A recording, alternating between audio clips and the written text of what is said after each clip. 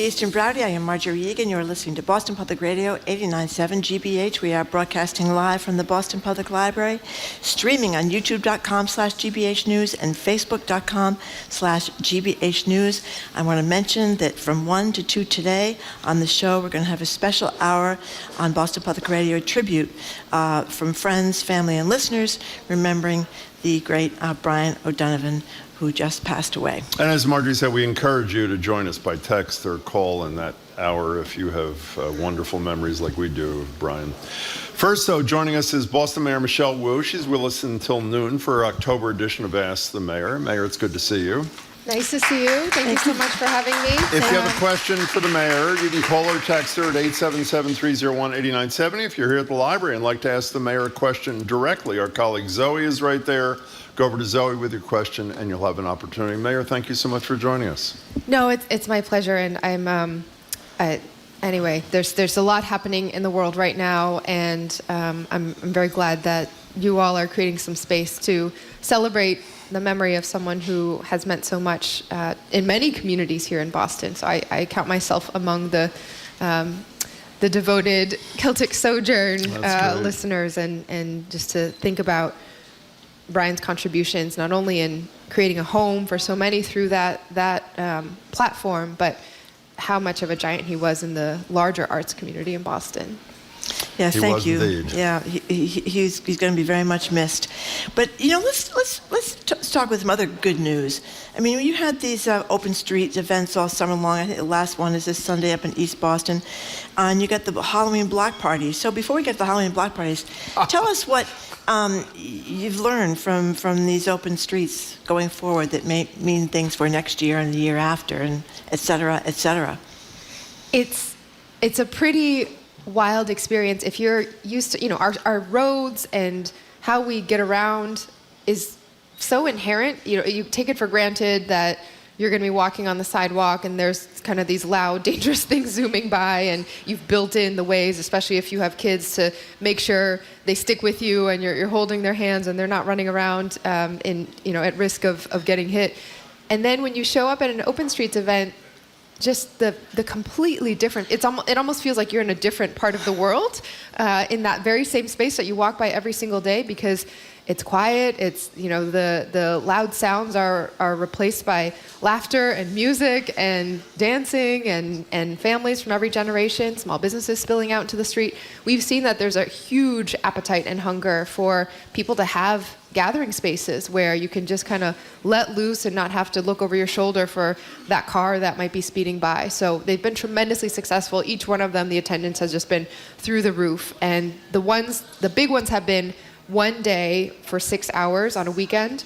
We want to find spaces where this can be more of a regular, location or a regular event. On Newbury Street, for example, it's been every Sunday for many more Sundays than we've ever done it in a row, and it just creates a new culture, and it's almost like you can wave a magic wand and it transforms into a completely different location, even with the same physical and geographic space. So we're going to keep going with these. Yeah, Okay. I mean, the challenge has been, we've heard from every neighborhood saying, when is it our turn? And we had a massive expansion this year, adding new locations, and each time we learn about the specific business impacts and the routes and the details that we can tweak along the way to keep making them better. But we hear loud and clear the demand for even more. By the way, GBH will be a presence, we should say, at the East Boston one this Sunday. I should know this, but is Newbury done after Sunday too, or does that continue past this Sunday? I would probably need to phone a friend. I'm not totally sure. Okay, but the final neighborhood one in East Boston is this coming right. Sunday. So Marjorie, of course, wants to know about Halloween. Because, so what's going on? Because it's the same kind of thing, Halloween block parties, where I think the streets are going to be blocked off for those too. So tell us about those. Yeah, I am a block party fanatic. I think, I've stated before, I think they're the key to saving our democracy, and I don't have to go down that rabbit hole today, but... that's a good point. Neighbors and neighbors, because a lot of us don't even know we're on our neighbors. Phones, we're in spaces with people who generally kind of are, thinking the same way, or...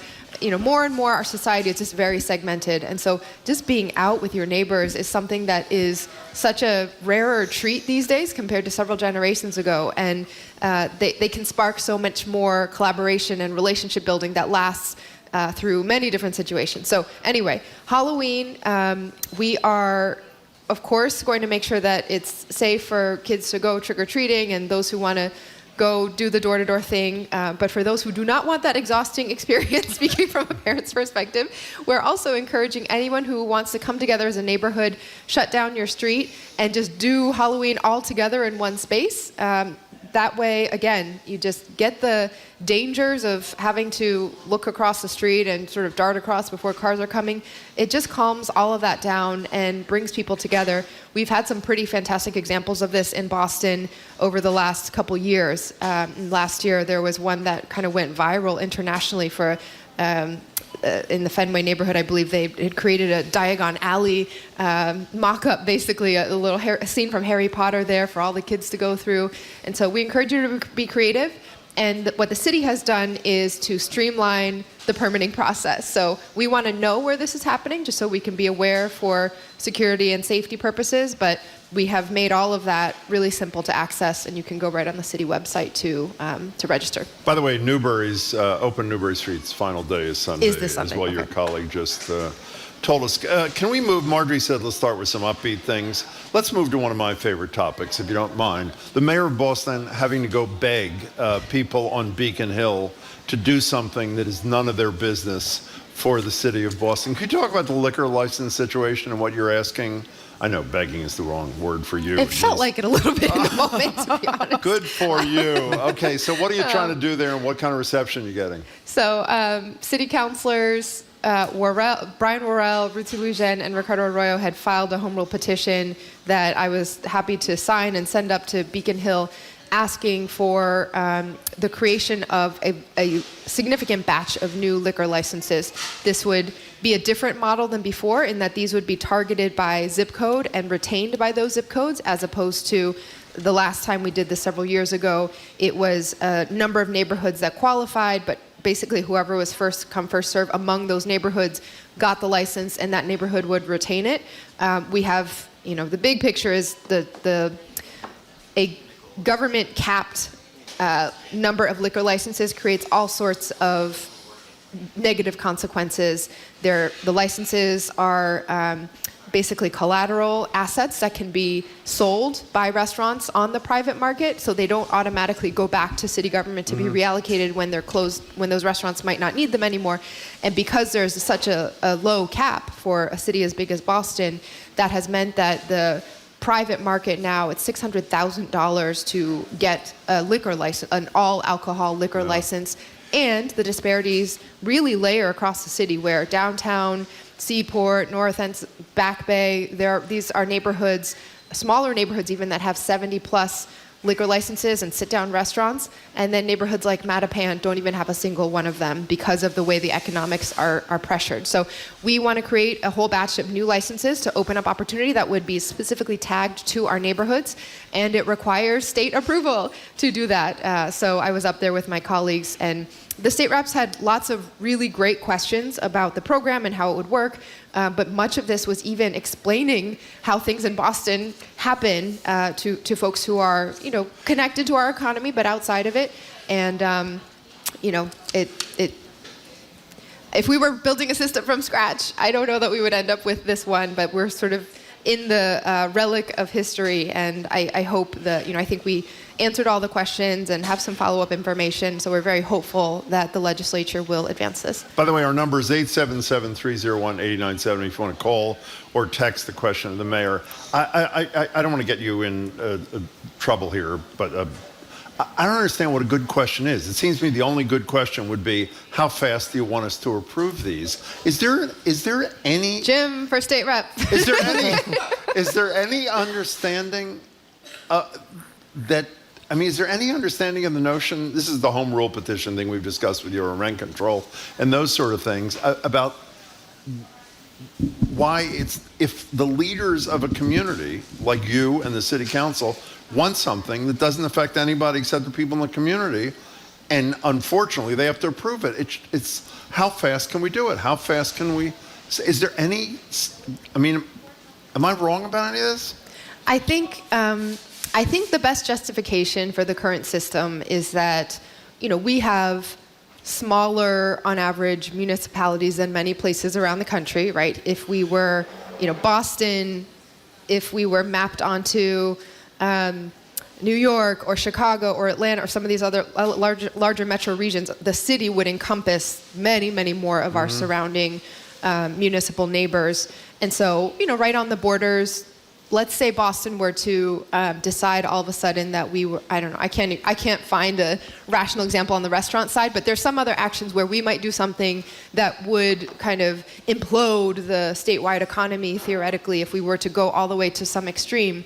And sure, that would have potential impacts in other parts of the state. Brookline, they could do that. I mean, I'm trying really hard. Okay, fine. So last question. I think the answer is, Jim, that the legislature doesn't do an awful lot of things that seem like they're no. I mean, this is one of the reasons Diana DeZoglio is trying to get them open up the books and audit the place. And Well, see we've what inherited a system that is based from, really centuries ago in history, where the state and the city had basically religious differences, ethnic and cultural differences, and there was a feeling that Boston was, under Irish non-Brahmin control, being wildly irresponsible and potentially corrupt, right? And that, unfortunately, still is the codified governmental structure that we live in today. We do our best within that, and we have, I think, at this moment, compared to previous years in modern history, we have a great relationship with the legislature, and they've been pretty supportive on things. It was thought impossible that the city of Boston would ever get a seat on the MBTA board, and some of the other home rule initiatives we've moved through, the contracting home rule to change how the city has more control over empowering MWBEs, minority and women business enterprises, in our own contracting. We've actually seen a lot of progress in the last year and a half, but there are places, sure. Would I love all the control over everything that happens in the city? Absolutely. Have the leaders said to you this is going to happen? This last question I'll ask. Have they said to you, you're going to get this? There may be some tweet. They have not. No. Oy. We're talking to the mayor of the city of Boston, Michelle Wu. Our number is 877-301-8970. Sky in Situate, thank you for calling. Hey, Sky. You're on with the mayor of Boston. Hi, Mayor Wu and Jim and Marjorie. Hi. Kind of a sad day with. Hi, can you hear me now? Yep. Yes. Sad day. Big fan of Brian O'Donovan. Yes. Knew him. It's a very sad day. So God bless him. I hope he rests in heaven. Thank you. Mayor Wu, I'm a big fan of your energy and your imagination trying to solve the problems. I was a 67-year resident of Boston. I lived in Roslindale, Brighton, Hyde Park, West Roxbury area. Moved recently. I had a medical procedure at Beth Israel, and I kind of had to take the tourist version of Google, and it's the same from the north or from the south. Make a long story short, Google brought me through Southampton Street, where now everybody's congregating with a horrible scourge of addiction. And in my young medical career, I worked in New Delhi with the Untouchables. Hey, Sky, I hate to do this to you, but there are a lot of people who want to speak to the mayor. Do you have a question for the mayor? So just with that, and it felt like I was driving through Dante's 9 circles of the Inferno. It was just this incredibly sad, tragic scene. And what is the plan going forward? Sky, thank you. How can we help these people? Thank you. Thank you, Sky. Thank you so much. Yes, we, and even over the weekend, there were some additional reports of violence in the area. Cities around the country are really struggling with the opiate crisis and homelessness and mental health all combining together. We have put forth a proposal before the Boston City Council that is scheduled for a hearing. I think it's on the 16th, sometime very soon. And the hope is that this piece that would allow us to boost the public safety aspect of our plan in conjunction with continued efforts on providing housing and services is what would be able to make sure that we have the services and the livability for everyone. It's not safe for people to be living on the streets in a tent and in the larger encampments when there is so much that gets shielded by the tents and the setup.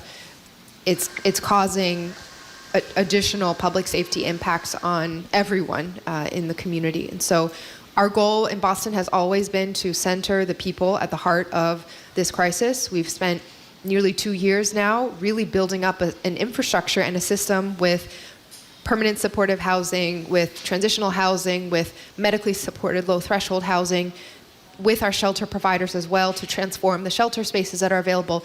And we're in a different place now as a city than we have ever been in terms of the supports to move someone through their recovery journey with the care and the attention that they deserve.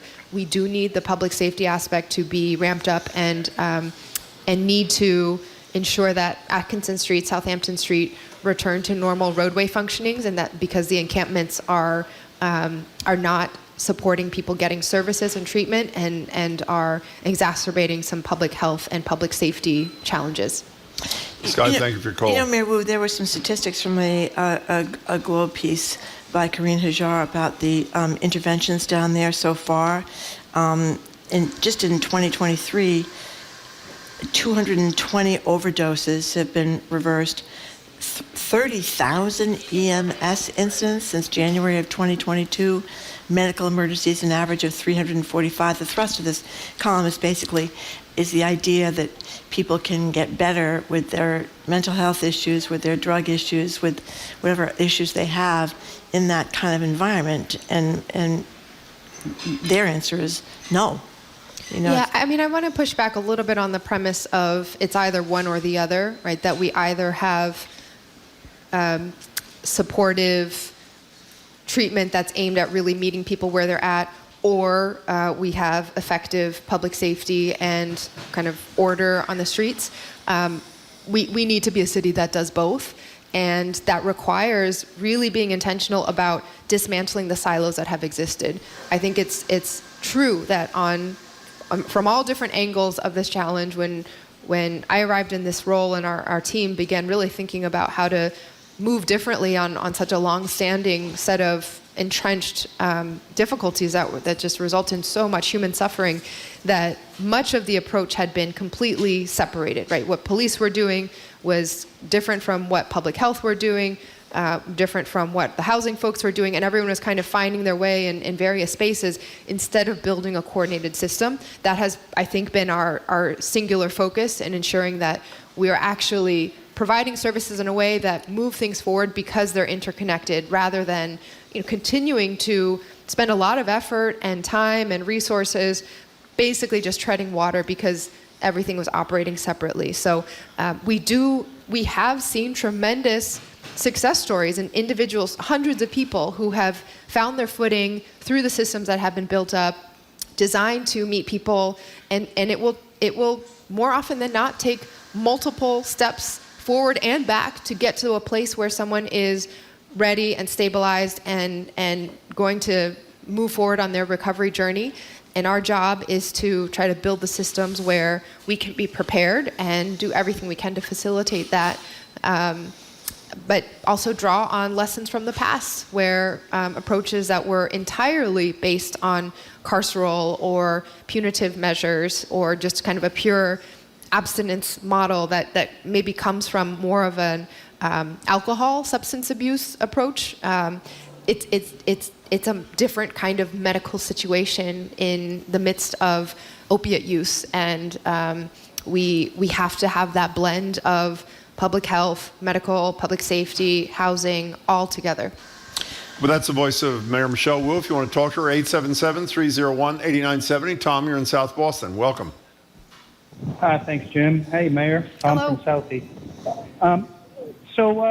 I appreciate and applaud all the work that the administration's doing around taking existing roads and redesigning them, right, to make them safe for not just cars, but people, bikes, pedestrians. Summer Street bus pilot is a prime example of that. I'm just curious when it's finally going to be implemented. Thank you. Thank you.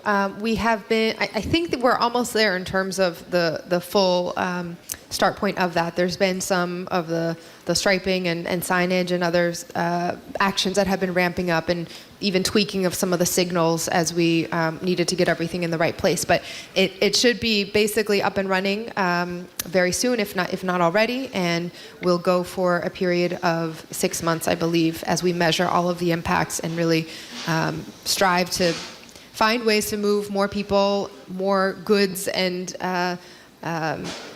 to make better use of our limited street space. Tom, thank you. Jake is watching on YouTube. Ask the mayor, please, what Boston can do to better help with the rat problem in Allston. It's a real health concern. It needs better and more solutions. Trash management seems to be the biggest issue, says Jake. Yeah, I think that's exactly right. It's with our rodent friends, it is less about the traps, and I think some of the usual actions that our inspectional services department has been empowered to take, and we have to start really further upstream with cutting off the food sources. Throughout the pandemic, we saw that as patterns shifted and more people were at home, the rats followed that, and so it's directly connected. We've been having a lot of conversations about this very recently because the city is up and making some serious decisions about our trash management contract. It's a multi-year contract that has a couple provisions for 1-year renewals. I think up to maybe 3 years from now is when the whole thing is going to be done. We have pretty effective rates because they were negotiated some time ago. But in thinking about how we might be able to tweak or use innovations in how we manage our waste throughout the city to actually address the rodent issue and in our neighborhoods, that's a big part of the conversation. There are some cities that are moving towards more of a what's called containerization approach instead of right now the city of Boston will take anything, right? You put it out on the street, we basically will pick it up, with the exception of now mattresses that are by state law required to be recycled and handled differently. We accept a lot of items that many other cities charge and require special pickup for, and you can leave a trash bag out. It's kind of, we want to do everything to serve our residents and keep our streets clean, and that's been the Public Works Department's approach. That hasn't been the most economical approach, not that that should be the first priority, but it also hasn't been the best approach, I think, for ensuring that we're thinking about the rodent problem in the right way. So I think there might be some push where we could talk about to require more standardized containers, and for those to be in places where they can fit on the street, where the trash bags have to go instead of loose garbage on the street in bags, or different pickup times or days, and eventually how we really not only tie in the sanitation and efficiency goals of the Public Works Department, but our larger climate goals too. Trash has a big impact on how green we are as a city, and we haven't really stepped into that with our trash contract over the last few years yet. You get composting though in Boston. Yes, food that has been composting, which I think tremendously is successful. very and exciting. Does also help with the rat problem. Absolutely. If the food is out of the kind of standard waste. Yeah, that's right. Numbers 877-301-8970 to call or text the mayor. James in Boston. Hello. Hi, Mayor. Thank you for taking my call today. Thank you. My question is a labor question, specifically contracts. And I know you have one of the best police departments in the nation. In fact, the recent Gallup poll said Boston is one of the safest cities in America. But the contract talks between you and the Boston Police, Patrolmen's Association, and other public safety unions seem to be, I don't know if they're stalled or slow. What's the future have in store as it relates to resolving a contract with those who protect and serve our city?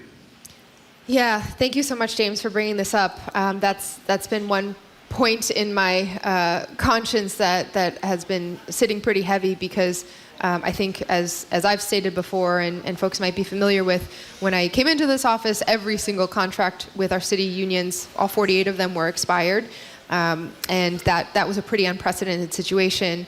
And as of the settlement and ratification of the firefighters contract with Local 718, we are all the way there except for our police unions.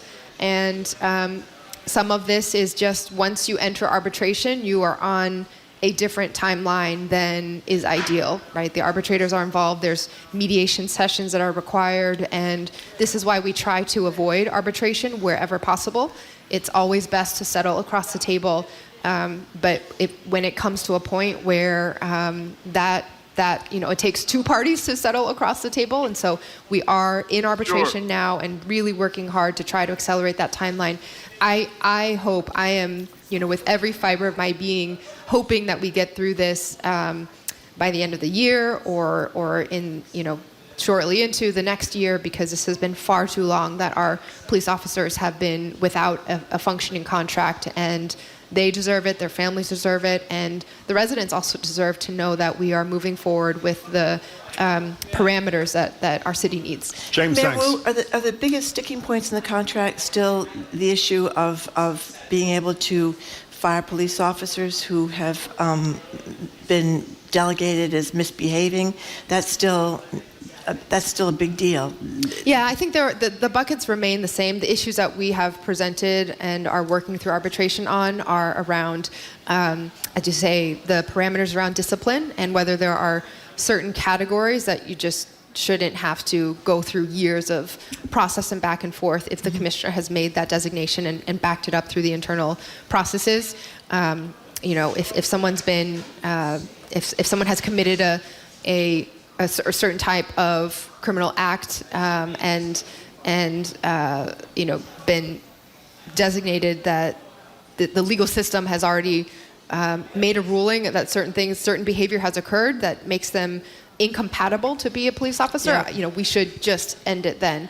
Another category is around overtime and how our current overtime practices, both with or overtime and leave, with medical leave, many officers out for sometimes months and over a year on end, and as well as how overtime is handed out in different other categories, means that other officers are actually required and ordered to mandatory overtime because the staffing is shorter because of those buckets. So overall, we've presented our issues. We're working through the process. We've had some formal mediation session, and we'll have more as we work through that. But again, fingers crossed. I think the city's been very clear about what our priorities are.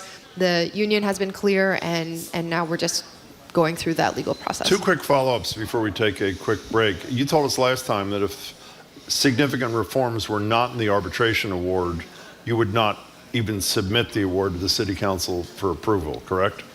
Yes. Okay. Secondly, we've asked you every single month about speaking of discipline, what the status of the disciplinary proceeding against John Danilecki was. And I'm glad you went straight to the source. we did. We asked the Commissioner Cox yesterday about it as well. And he said he'd made a ruling that I think he said it would be out this week. But he went on to say that previous reporting that we have repeated on the show regularly, including with you, that Danilecki had been found guilty of using excessive force by Internal Affairs as long ago as 2.5 years ago, December 2020, was wrong. Here's a little bit of what Commissioner Cox had to say. Certainly there's a punishment coming, and it won't be a firing offense, but the things that you've attributed as, use of force, there were no findings regarding that. Do you know what his ruling is? I have not read the actual file. I've gotten a kind of high-level briefing from the commissioner, but I don't get involved in those processes until they are, that is his domain. So I haven't seen. As far as the you know, language. I want to ask this carefully because I'm not in any way suggesting he'd give us information that was not correct.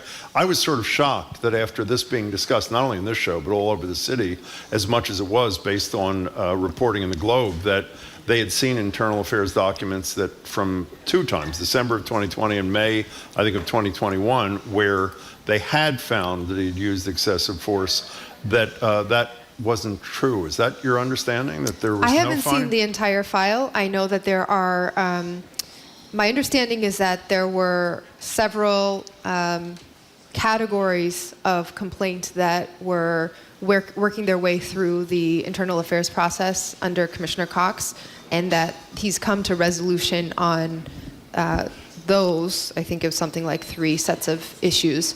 I don't know if what you're referring to might be something that was prior to this in a previous set of processes, but my understanding is that the commissioner has made his determination on a different batch. And will you know what the ruling was before it's made public? Will he brief you?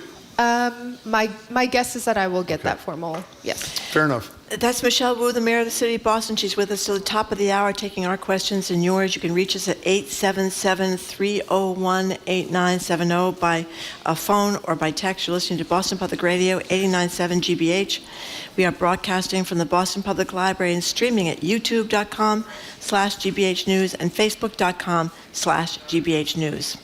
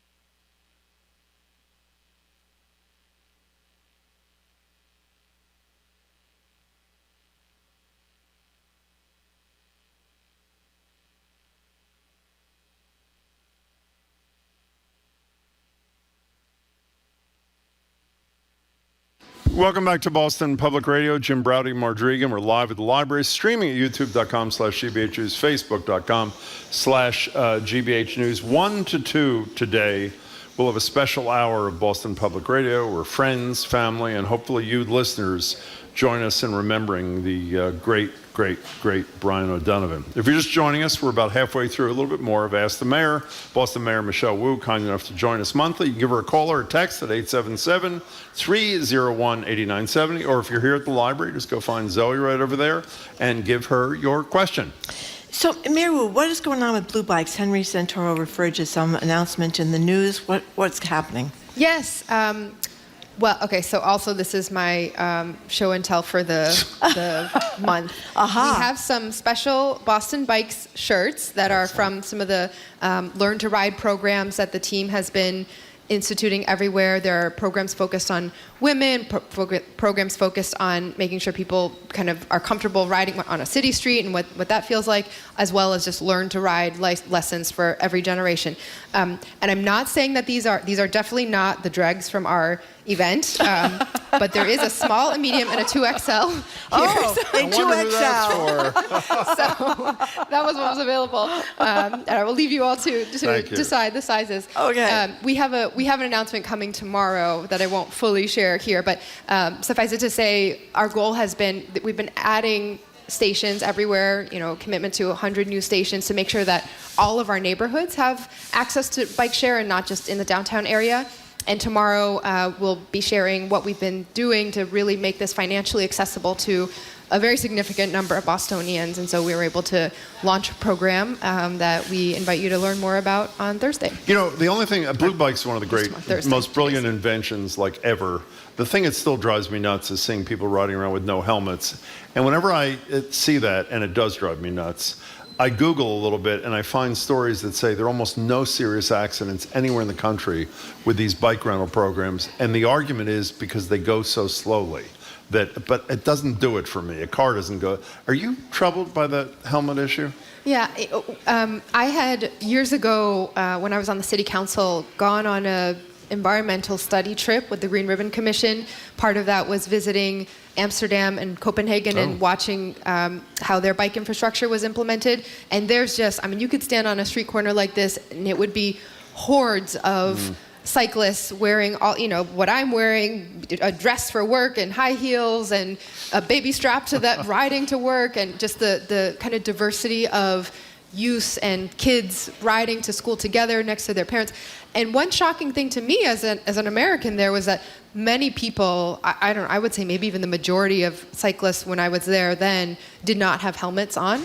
And they kind of explained to us that when infrastructure is built to be fully separated and safe, that you know that was not the risk of you need a helmet when there is significant risk of getting hit by a vehicle and then suffering serious head injuries because of the force that you're thrown by. But in a system where you're on a separated path or there's just such a clear median, or you know you're up on a different height of the curb, it's a different set of risks that they face. And so that approach, I think, has always stuck with me, that there's some things we do because we are choosing other policy choices that change the risk calculus. And so today we're still in a place that we don't have fully separated infrastructure all along the roads and not all along where some of the blue bike stations are, although we are working very quickly to try to remedy that. So I do encourage everyone to to wear a helmet and to do so, but you know, also look and see if you can route where you're trying to get to based on some of the safe infrastructure that has been built out, because we have made a lot of progress, and we just encourage everyone. Google Maps generally does a pretty good job of knowing where the built-out infrastructure is and directing people that way. Thank you. The number's 877-301-8970. This is from a resident of Charlestown, and this person says, Mayor Wu, as you know, the Boston Planning Development Association just approved Plan Charlestown, 30-year development plan for the neighborhood, opposed by several thousand residents and 2 city councilors and our state rep. And this person is complaining they don't think the community input was, they think it was ignored. So they want to know, many of us voted you in part because of your promise to eliminate, it is the BPDA, is it still the BPTA, Boston Planning Development, as an independent authority and bring planning and development. I think the rest of it is not there, but I guess they're basically upset about this. What's going on in Charlestown and what's the deal?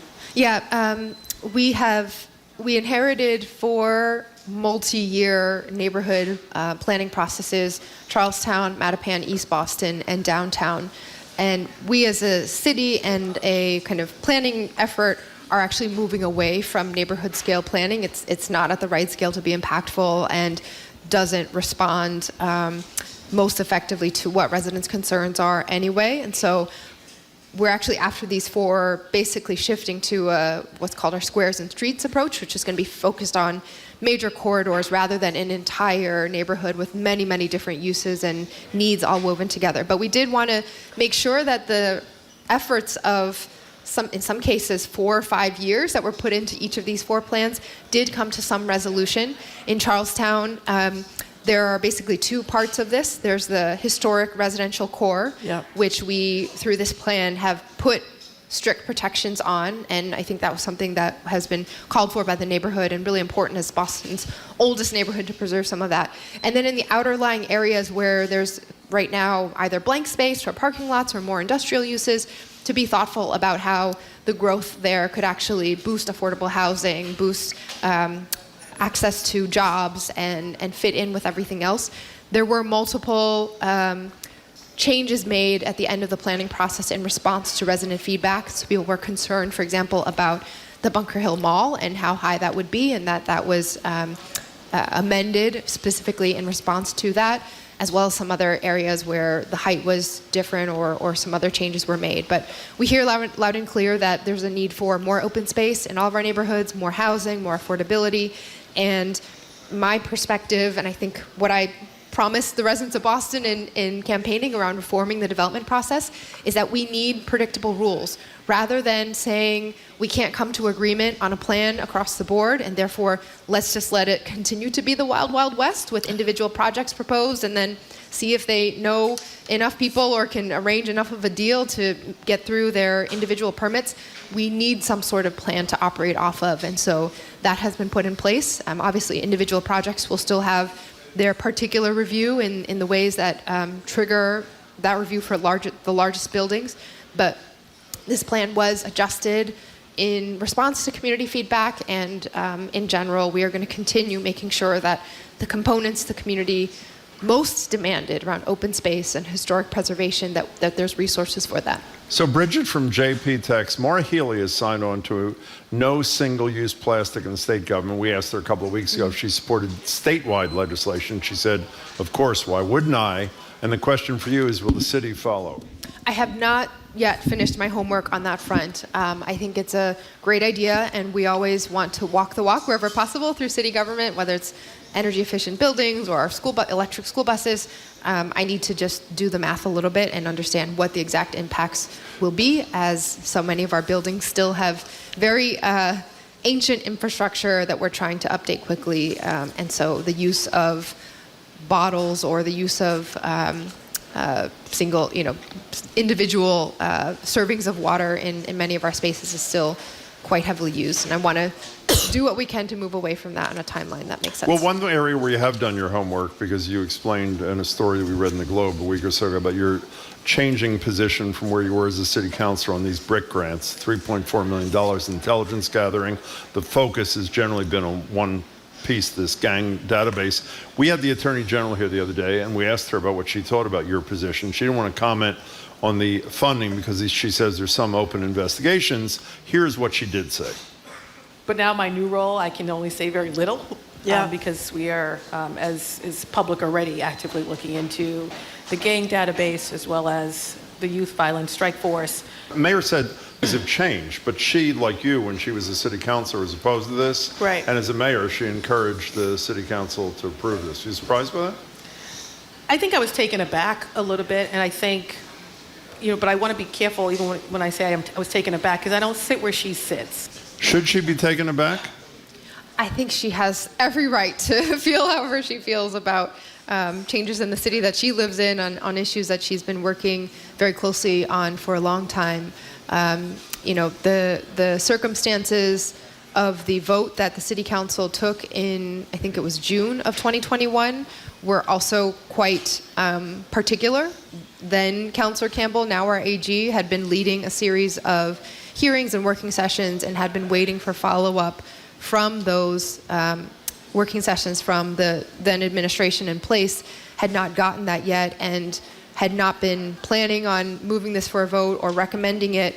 And another colleague it's felt like by surprise to most of us, asked for a vote straight there on the floor, and over the objections of the then Councillor Campbell as well. And so for me, it was very clear that the committee chair had not reached her final decision yet, had not gotten the information that she was seeking, and so that is how that particular vote took place. Since then, a number of the legal oversight mechanisms have been implemented in reforming the mechanisms around policing in general, whether it's the Office of Police Accountability and Transparency at the city level, OPAT, or the Post Commission, Peace Officer Standards and Training Commission at the state level, surveillance ordinance at the city level, specifically around information sharing, updates to how City of Boston interacts with federal immigration authorities, which had been part of the initial spark of righteous outrage around some of the information we learned about the gang database. And the database itself, the rules have been updated and fully implemented as of last summer or so, where thousands of names have been taken out, and the process for even adding to that database is different, has many more layers of review, and the language was specifically changed. One of the first things that I did when I stepped into this office was to go and sit with the police department to really understand what had shifted, what their plans were, and under Commissioner Cox's leadership, I really believe we are in a different place. And I have a better understanding personally of what the Regional Intelligence Center does overall. I think the gang database remains an area of needed focus and monitoring. And I'm glad that the Attorney General is supporting the city in digging into that. We're eager to see the results of her findings, even as she looks into information before and after the rules have been changed. But overall, every bit of analyzing the data on trends across the city, on combining intelligence from different agencies locally, MBTA police and the Sheriff's Office and State Police and FBI, that all happens through the Regional Intelligence Center. And we need that kind of data. I mean, I don't know if Commissioner Cox had shared when he was on here, but the stories I've heard of before we had organized places where things were tracked and all in one place around information, it was lists of names in different precincts that might overlap with one another, and this just helps us really be as effective as possible. And these days, more than anything else, the data from BRIC is being used not to direct surveillance or consequence on certain areas, but in fact for every other city department to understand where to put resources to close gaps in communities that frankly have been underinvested in for a long time. Are you worried, though, about, even if you and the commissioner made the right decision, obviously you think you did, about the racial divide? Like, if I remember correctly, in the city council, the most recent vote, every white councilor supported the grants and every councilor of color opposed the grant. Does that concern you in terms of how the public's going to perceive this? Of course. I think it's always in a city that is still very much impacted by and living the barely still not healed over scars of racial trauma as we approach the 50th anniversary of busing and forced school desegregation because the school committee refused to do that several decades ago.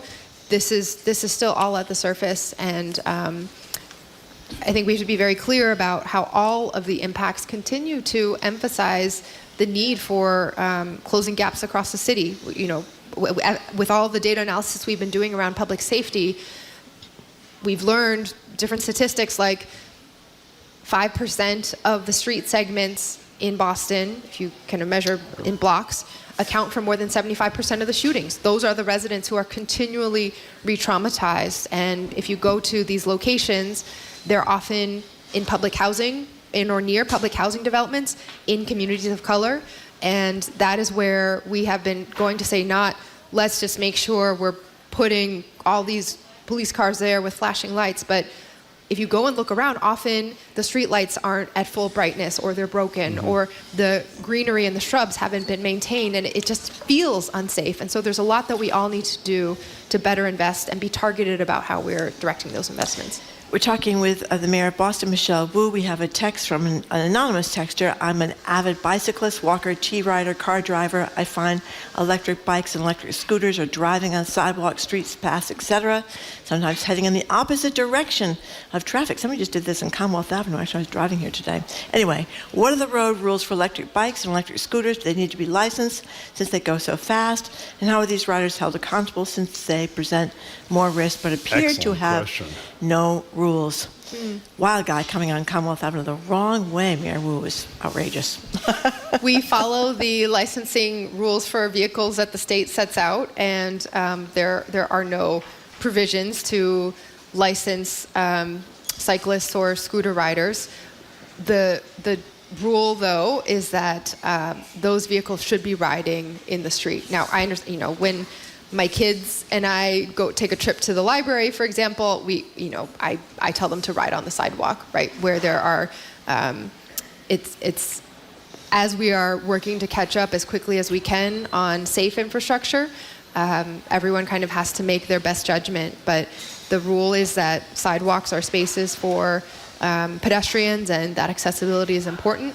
And more we are working quickly to ensure that there's designated bike and scooters should use the same lanes, bike and scooter infrastructure on the street. And so if there are particular places where that needs to be accelerated, I hear a lot about Dorchester Ave, for example, and Dorchester along the Red Line, especially as the shutdown is happening. We need to do a lot better to create those routes throughout the city. But we also have to just encourage, that's why we're having these bike riding classes and opportunities to really emphasize what the general rules of the road and community rules are for cyclists and scooters as well. We only have a minute left. A bunch of questions, as there is every month when you hear related to rent control. I'll boil it down. Last month we asked you if you supported the rent control ballot question. Obviously people know you ran in part on rent stabilization. You have a bill before the legislature. There's some divide. We had Representative Connolly here the other day about that. You said you wanted to look into the details last month. Have you had an opportunity to? Do you have a position yet or no? I haven't yet sat down with the rep. I'm more familiar with the language. There are really significant consequences to which moment you choose to launch a ballot initiative, and if it doesn't go well, that's it for some time. So I am concerned about the whether or not there's momentum for really the sustained campaign that will be needed at the ground level to carry this out. But I haven't yet made an official decision on what my involvement will be. So did you bring a double XL because they didn't have quadruple XL? Is that, tell the truth, is that the reason you only brought a? We have what we have. Yeah, the big boy size. I think As I say to my kids, you get what you get. you get what you get. Upset. That's right. It is Mayor an Wu, it's excellent good call, to see you. I would Thank you say. so much for your time. Thank you very much, Mayor Wu, for coming Mayor in. Michelle Wu. That was Boston Mayor Michelle Wu, who comes, and we're very get grateful what that you she get. does talk with us every month, take our questions and yours, and we very much appreciate her time. Coming up after the noon news, media maven Sue O'Connell. You're listening to Boston Public Radio 89.7 GBH.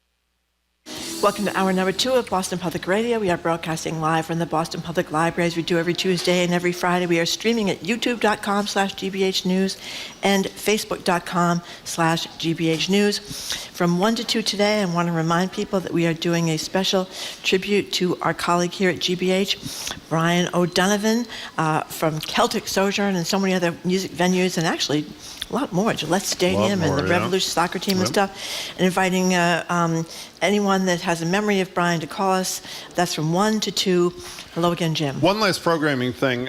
We didn't, obviously, the situation in the Middle East is a nightmare on virtually every front. We're going to devote a lot of tomorrow's show because we obviously had the mayor for an hour. We're doing the thing about Brian for an hour at the end of the show, including a whole segment with Juliet Kaim about it. So please join us tomorrow. We're joined now, though, by our media maven and a woman who was disrespectfully described as a local woman by the Boston Globe.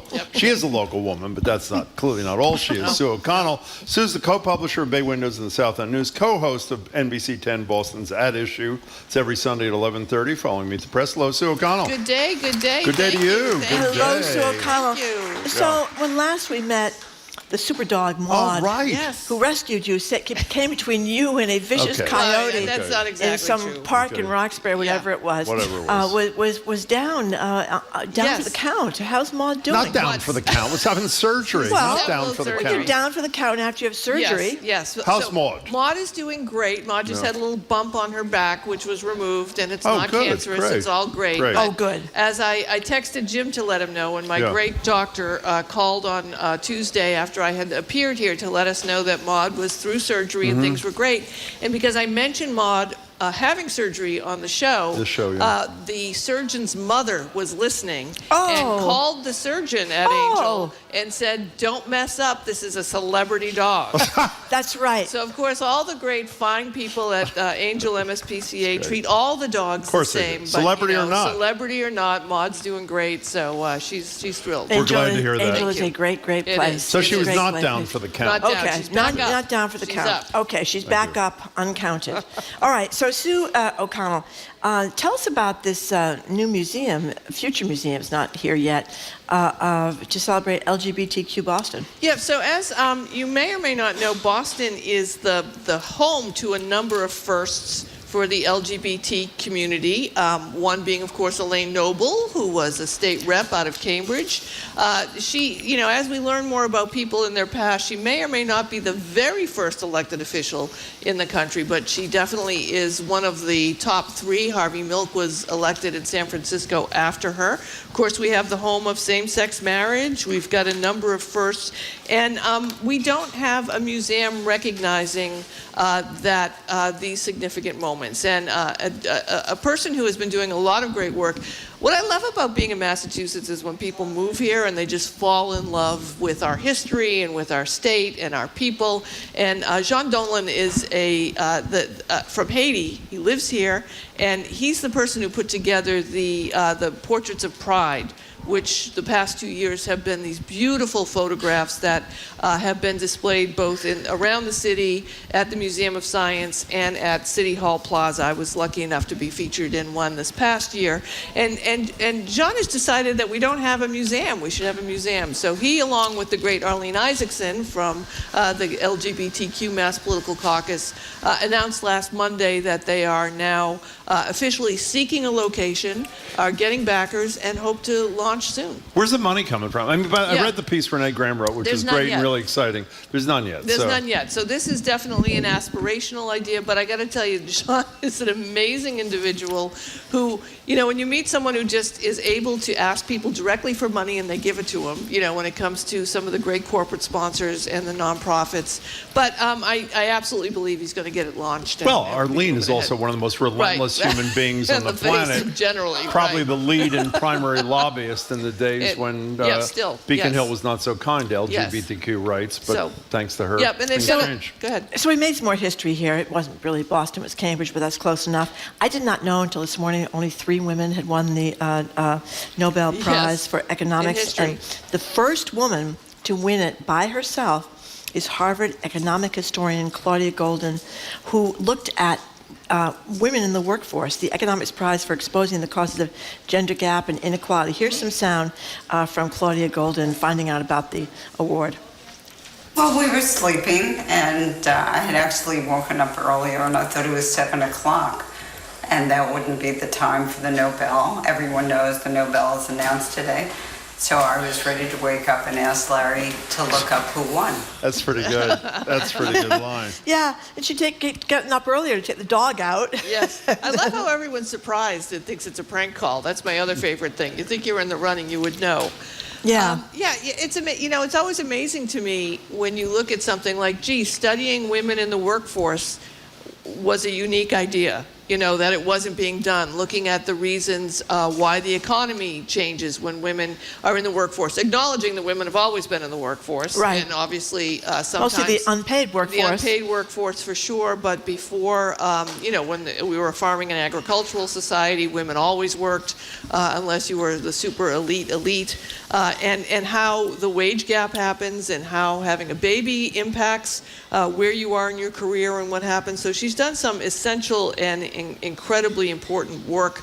I'm glad she's being recognized for it. And it's a conversation we have to keep having. I mean, I'm thrilled to say I'll do a shout out to my employer at NBC Universal. We have maternal and paternal maternity and paternity leave, and really urge the dads to make sure they take time off. Yeah. Because the thing about some of these benefits is if only the women are taking them, we still get taken out of the workforce. Like if the men say, I'm not going to take my paternity leave because I don't need to. So pushing the idea of equity within relationships between men and women and heterosexual different sexed marriages, and how equity there also has to push into the workplace. This is I hadn't heard of this woman. I've read a lot about her in the last 24 hours, and it is a remarkable career and remarkable work, and congratulations to the professor.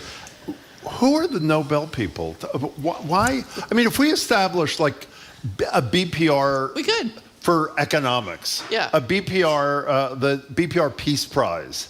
I mean, I'm all serious. I'm saying, who are these people? Let me tell you a story, Jim. Why are you making a face like this? Let me tell you a story. My friend and co-publisher Jeff Copley and I, we used to have a weekend where we would, four of us, our couple, and then when Ruby came along, we'd go to Provincetown and we would pick, in the fall, we'd go and we'd have a weekend where we had the International Women's Film Festival Award, which meant the four of us sitting on a couch, watching, or having roast, having a little spa, and watching like movies by Holly Hunter, and we'd only watch Holly Hunter movies. I would talk about it on the radio when we started getting press releases from people asking if they could submit. So if you want to do the BPL GBH prize in science, I'm in. But do you know that I should have looked this up before I said, why is this? See what our staff wrote down there, Jim? What?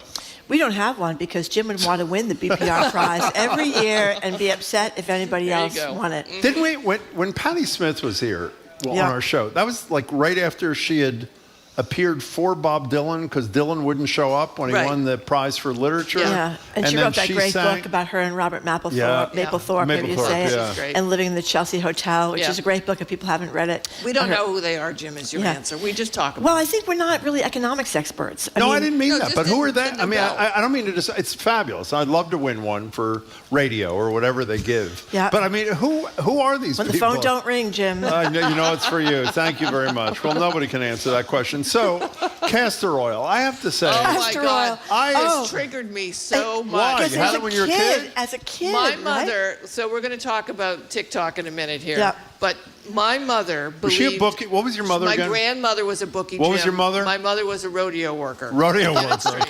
But my mother. Those wild O'Connells. The Quinns. The Quinn family. Sorry. The Quinn family. Sorry.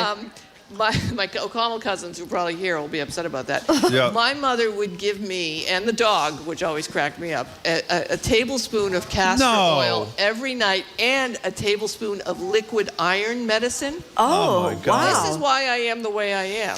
I just want to be clear. What was that for?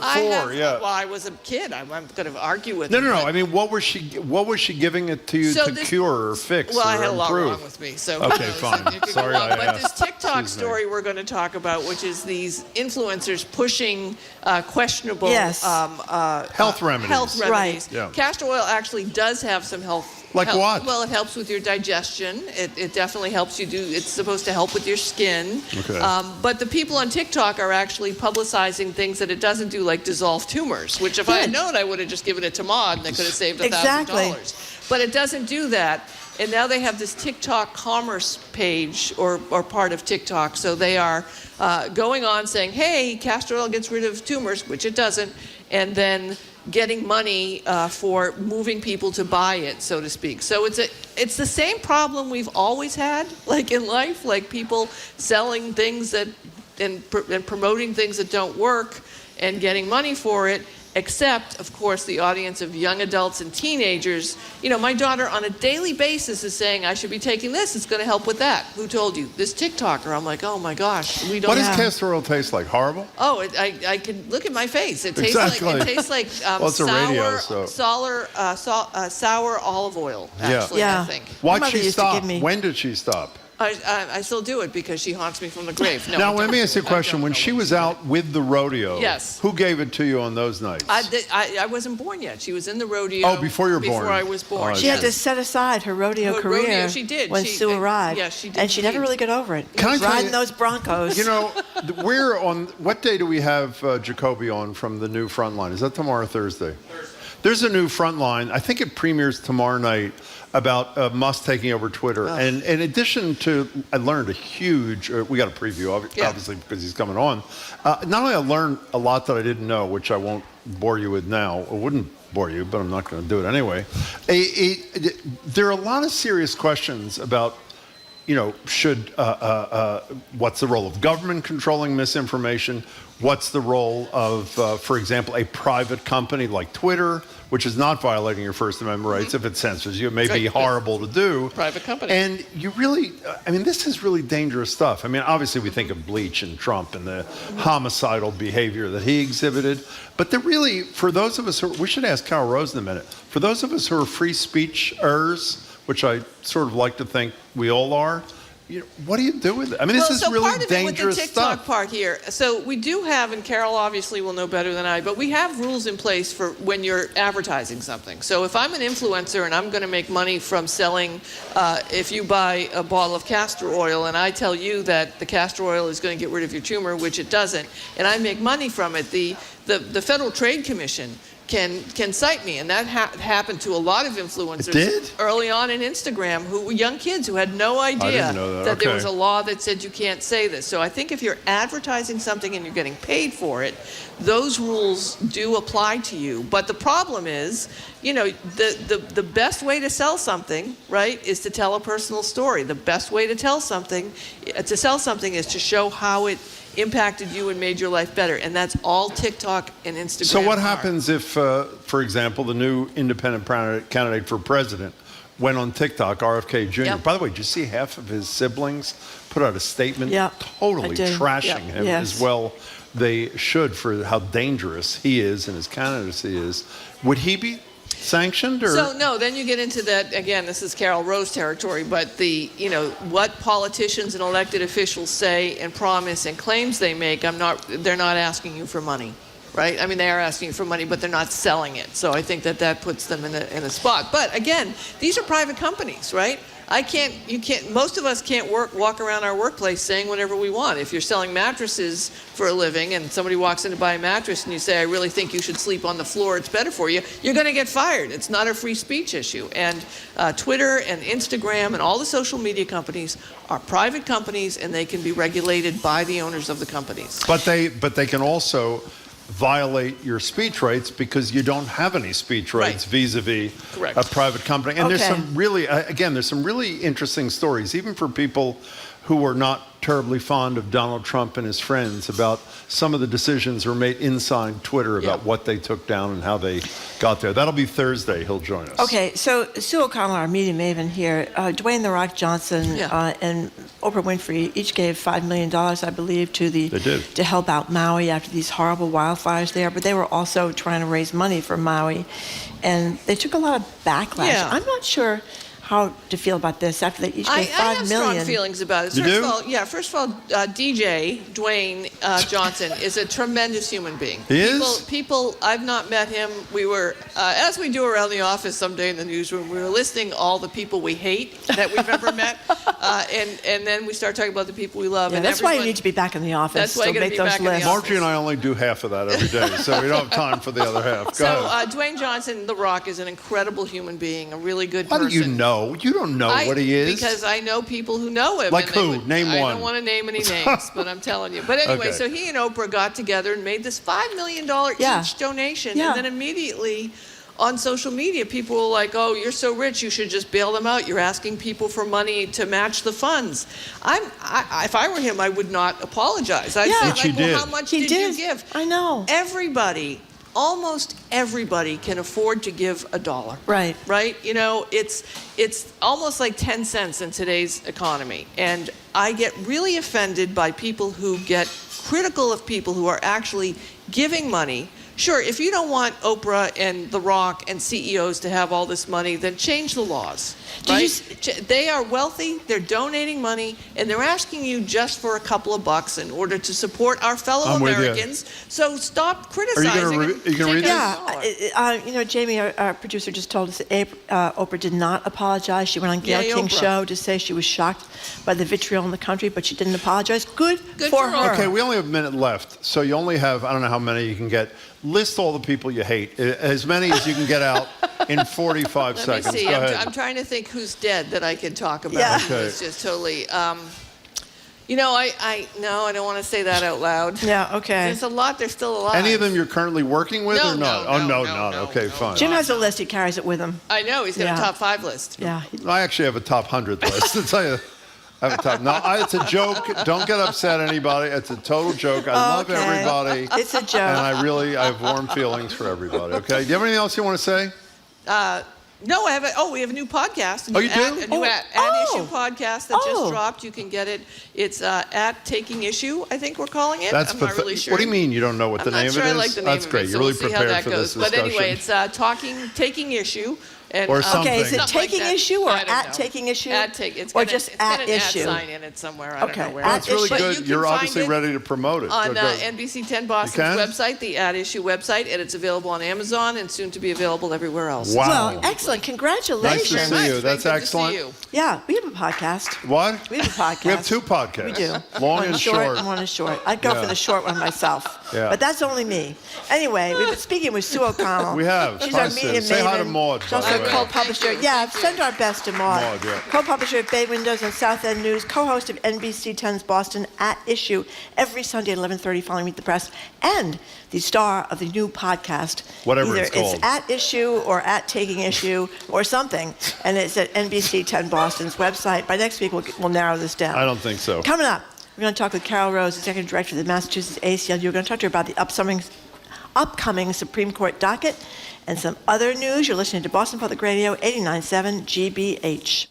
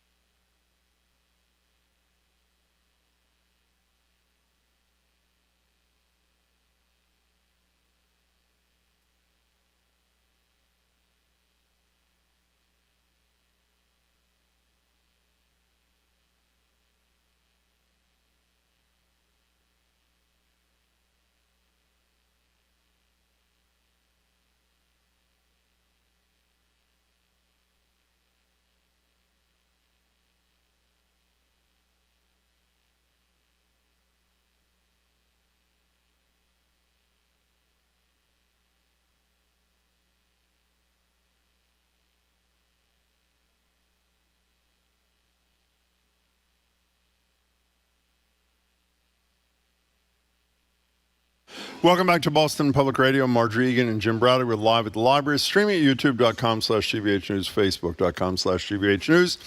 In about 35 minutes, from 1 to 2 today, the last hour of the show, we are going to be talking to friends and family and listeners and a ton of people who loved Brian O'Donovan.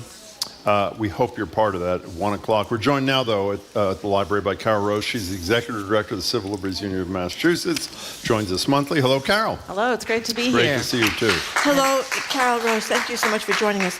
So you're going to talk about some of the upcoming big cases in the Supreme Court. This is not particularly a big one, but I'm fascinated by it. The dispute over the Trump too small trademark.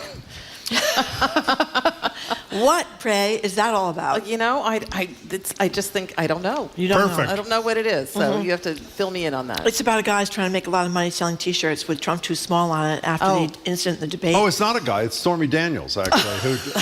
Stormy Well, I think Let's move truth on. might be a Let's defense. move So on. in trademark law, the question is whether there is an interference in the confusion in the marketplace, and so that's what it'll be Really? ranked on. Yeah. Well, can you also use- trademark? He's a living person. I think is a legal issue too, Yeah, right? it's Can't not a trademark person. somebody else. We're not- Especially a It's not a public figure. person. We're not confused. Right. Okay.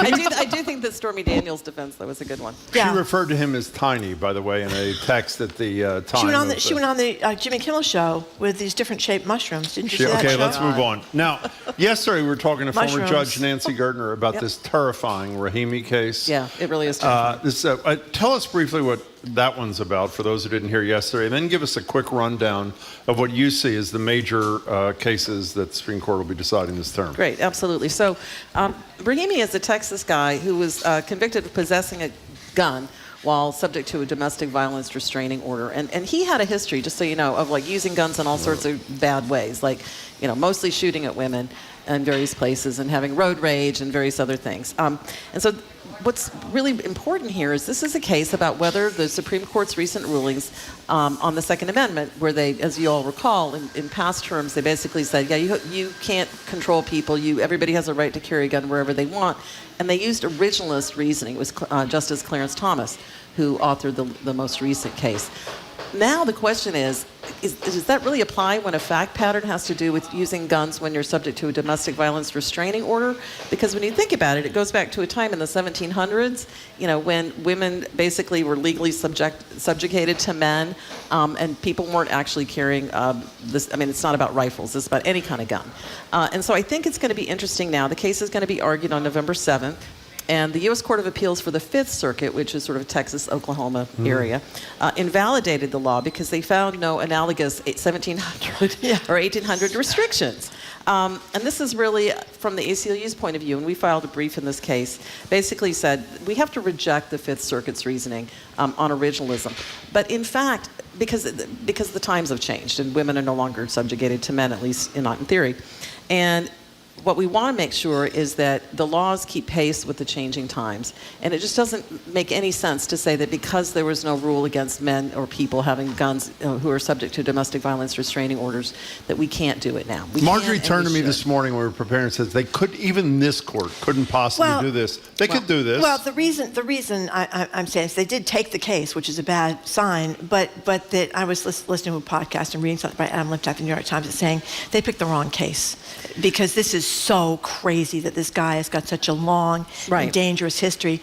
If they wanted to do something like this, allow domestic violence abusers to carry guns, which is horrible just by itself, they should have picked a better person. They also questioned whether there was even standing for this case. Well, so that's I'm been hoping an issue in a lot of cases. Yeah, well, there has been an issue. It hasn't stopped them. That's absolutely right. But I'm hoping this is too extreme, even for this extreme bunch. One of the things, you remember late Justice Louis Brandeis said that bad facts make bad law. And this is bad facts for the people who would like to have gloves off on gun use. Yeah. And so I think that there's even this court, probably, I'm hoping, based on these facts, because they gave review from the Fifth Circuit, I think that there's at least a chance that they're not going to go as far as the people who would have complete no gun restrictions at all under the Second Amendment. So my hope is, because of the facts are in favor of some kind of gun control, that we might actually see the court reining itself in a little bit. You know what Brandeis also said? Corrupt, grifting judges make bad law too. Well, that is, and he must have been thinking ahead. He must have been prescient. And one other question, what is the story with the Fifth Circuit? Because again, this guy has such a bad rap sheet. Right.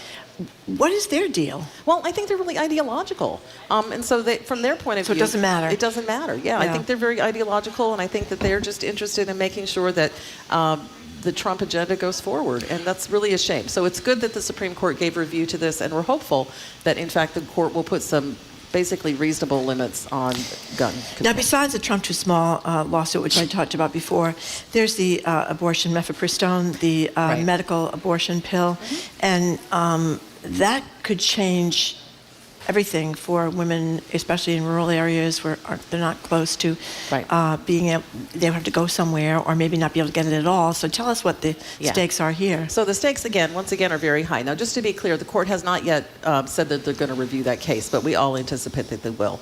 So this is a case that, once again, came out of Texas in the Fifth Circuit. So a Trump-appointed judge named Matthew Kaczmarek basically said that when the FDA approved mifepristone, which is an incredibly safer than Viagra drug that the FDA approved, which is used in more than half of all abortion care. Which has been used for decades and has been proven safe. So it's not like a new approval. Right. So he said you have to go back and the FDA can't approve it at all, which is really scary, not only for people trying to seek access to abortion care, but also for any drug manufacturer or drug research company or anything that wants to say after 20 years, suddenly a court can come in and say the FDA got it wrong. I don't think any of them went to medical school, did they? No, not at all. Exactly. So, and so that's how Kaczmarek ruled. He was the trial court, the first level.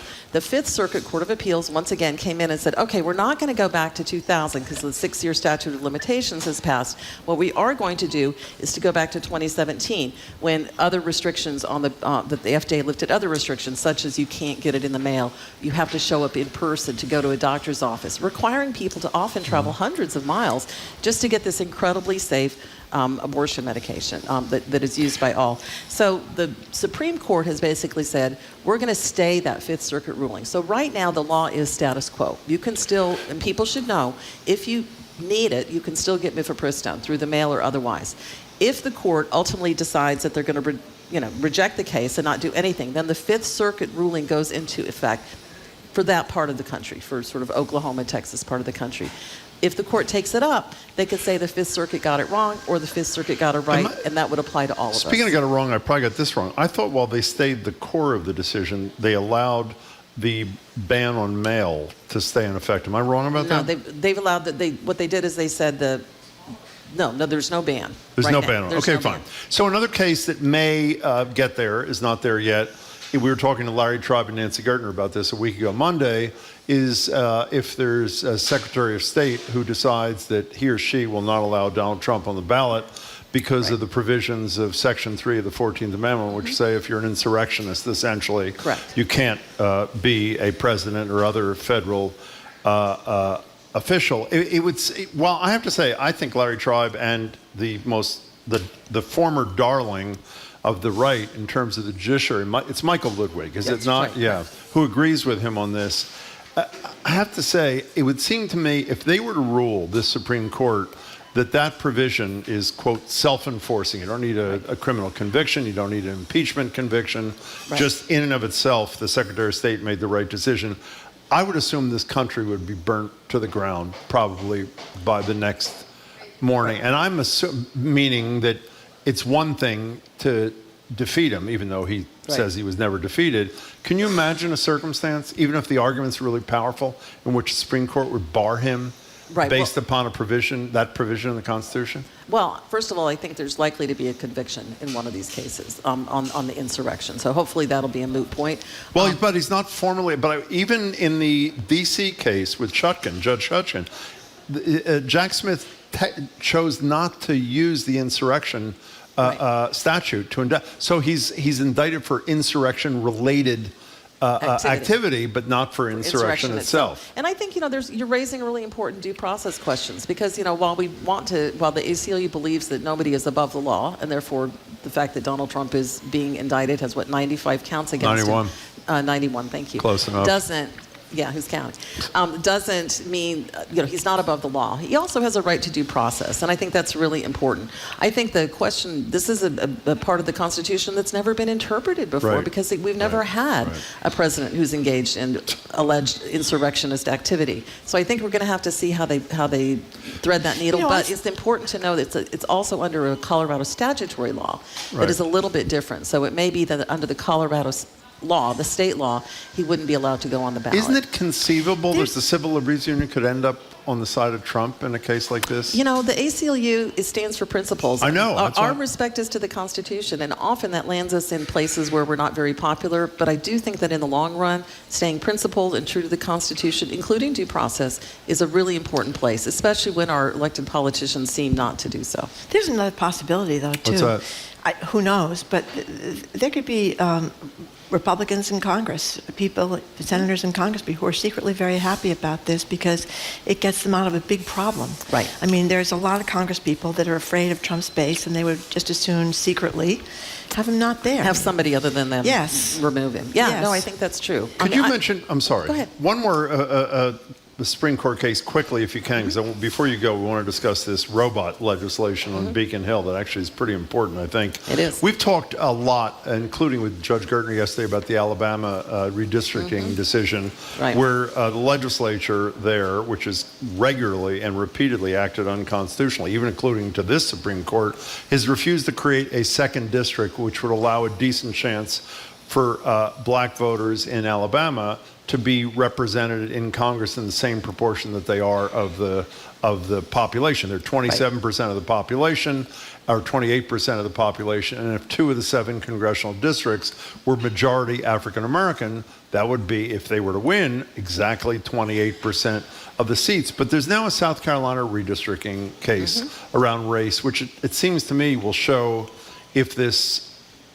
terrific, in my opinion, and fair decision in Alabama was aberrational or not. What do people in the business like you think? So first of all, this case is being argued today. Like Oh, it probably, is? Probably Oh, I right didn't know now. that. Yeah. Okay. So we'll know a lot more by the end of the day.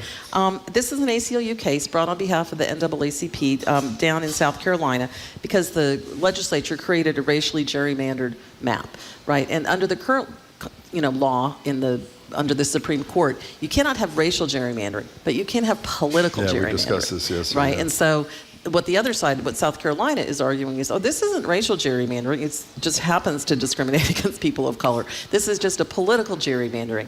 And the ACLU and the NAACP together are calling that out as not true and nonsense, and that's not what the law requires. I mean, you're not allowed to hide behind a pretext such as political gerrymandering to justify racial gerrymandering. This is a huge potential decision in terms of control of the House, not to mention voting rights law. And by the way, for people to understand what they do, these racially gerrymandered districts, they put as many voters of color in the same district. Right. So while yes, it is very likely that their candidate will win that race, but by not spreading out people of color into places where they live, a la Alabama, instead of 2 seats, which they should be entitled to based on their representation, they end up getting 1. And South Carolina is a variation on the same thing. And you'll see this across the country. I mean, there's a lot of blue islands, if you would, in places like Texas. Think about Houston, for example, or Austin.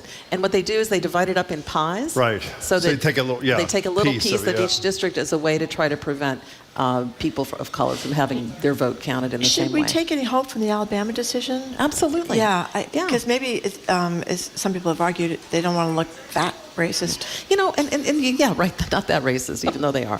One of the things I think is going to be really important to watch this term, just a little bit of hope, because, I always bring a little optimism to the show. What is it? I think that we're going to we will know by the end of this term whether or not we're going to continue with this 5-4 split. Right. And whether we might be seeing an emergence of sort of a 3-3-3 split with the 3, most progressive justices on one hand, the 3 most ideologically extremist judges on the other, and then the middle.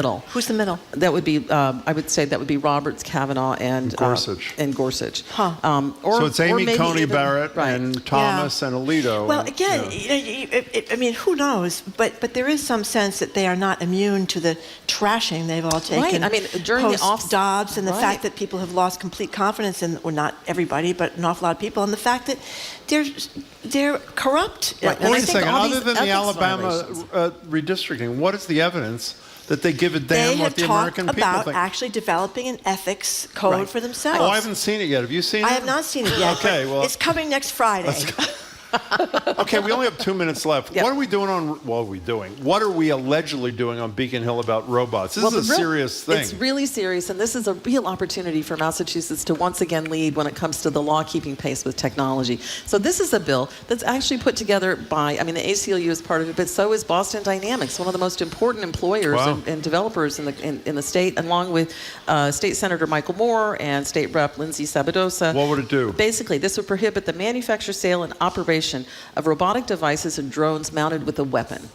And that's really important because even though right now you may say, well, I don't care if if people can follow I me with care. a weapon, because I'm not going to be the person shot. Imagine if other people are in power, or if private companies start to develop this. So it's really important that we, as Massachusetts, make a rule that says you cannot do that here in Massachusetts. We'd be the first in the country. We would be the first in the country, You know- and it would set a level for everybody and a standard that all the states could then comply You know with. what I say in response to legislation like this all the What do time, you as say, does Jim? Marjorie, is, well, obviously they have to look at every detail because you don't want to pass a law that has imperfections in it. The notion that this would not become law in, I don't know, 3 months, Right. 4 months, is there any reason why there should not be a sense of urgency when they actually have something so common What sense are in they front of them? urgent about? Well, that was my point, I think. Okay. Was it Right, not? but I think you're right, Jim. I mean, one of the things we get with law and technology is often they say, well, we don't really have that issue yet. It's too early. And then when the technology gets developed, they say, well, now it's too late. The horse is out of the barn. This is a the very good opportune point. moment. We should do it not in 3 months. We should do it this week. I'm fine with that. Carol Rose, nice to see you. Next Friday, they're going to do that next Friday too. Carol, Ethics from the thank you Supreme so much. Court and We'll move see you it. From again your mouth soon. to their ears, Yeah. Marjorie. Appreciate it. Thank you all. We've been speaking with Carol Rose, Executive Director of the American Civil Liberties Union. Thank you very much, Carol, for coming in. Coming up, NYU medical ethicist Art Kaplan zooms in with a story, outrageous story, about Jim's alma mater of the University of Pennsylvania. You're listening to Boston Public Radio 89.7 GBH.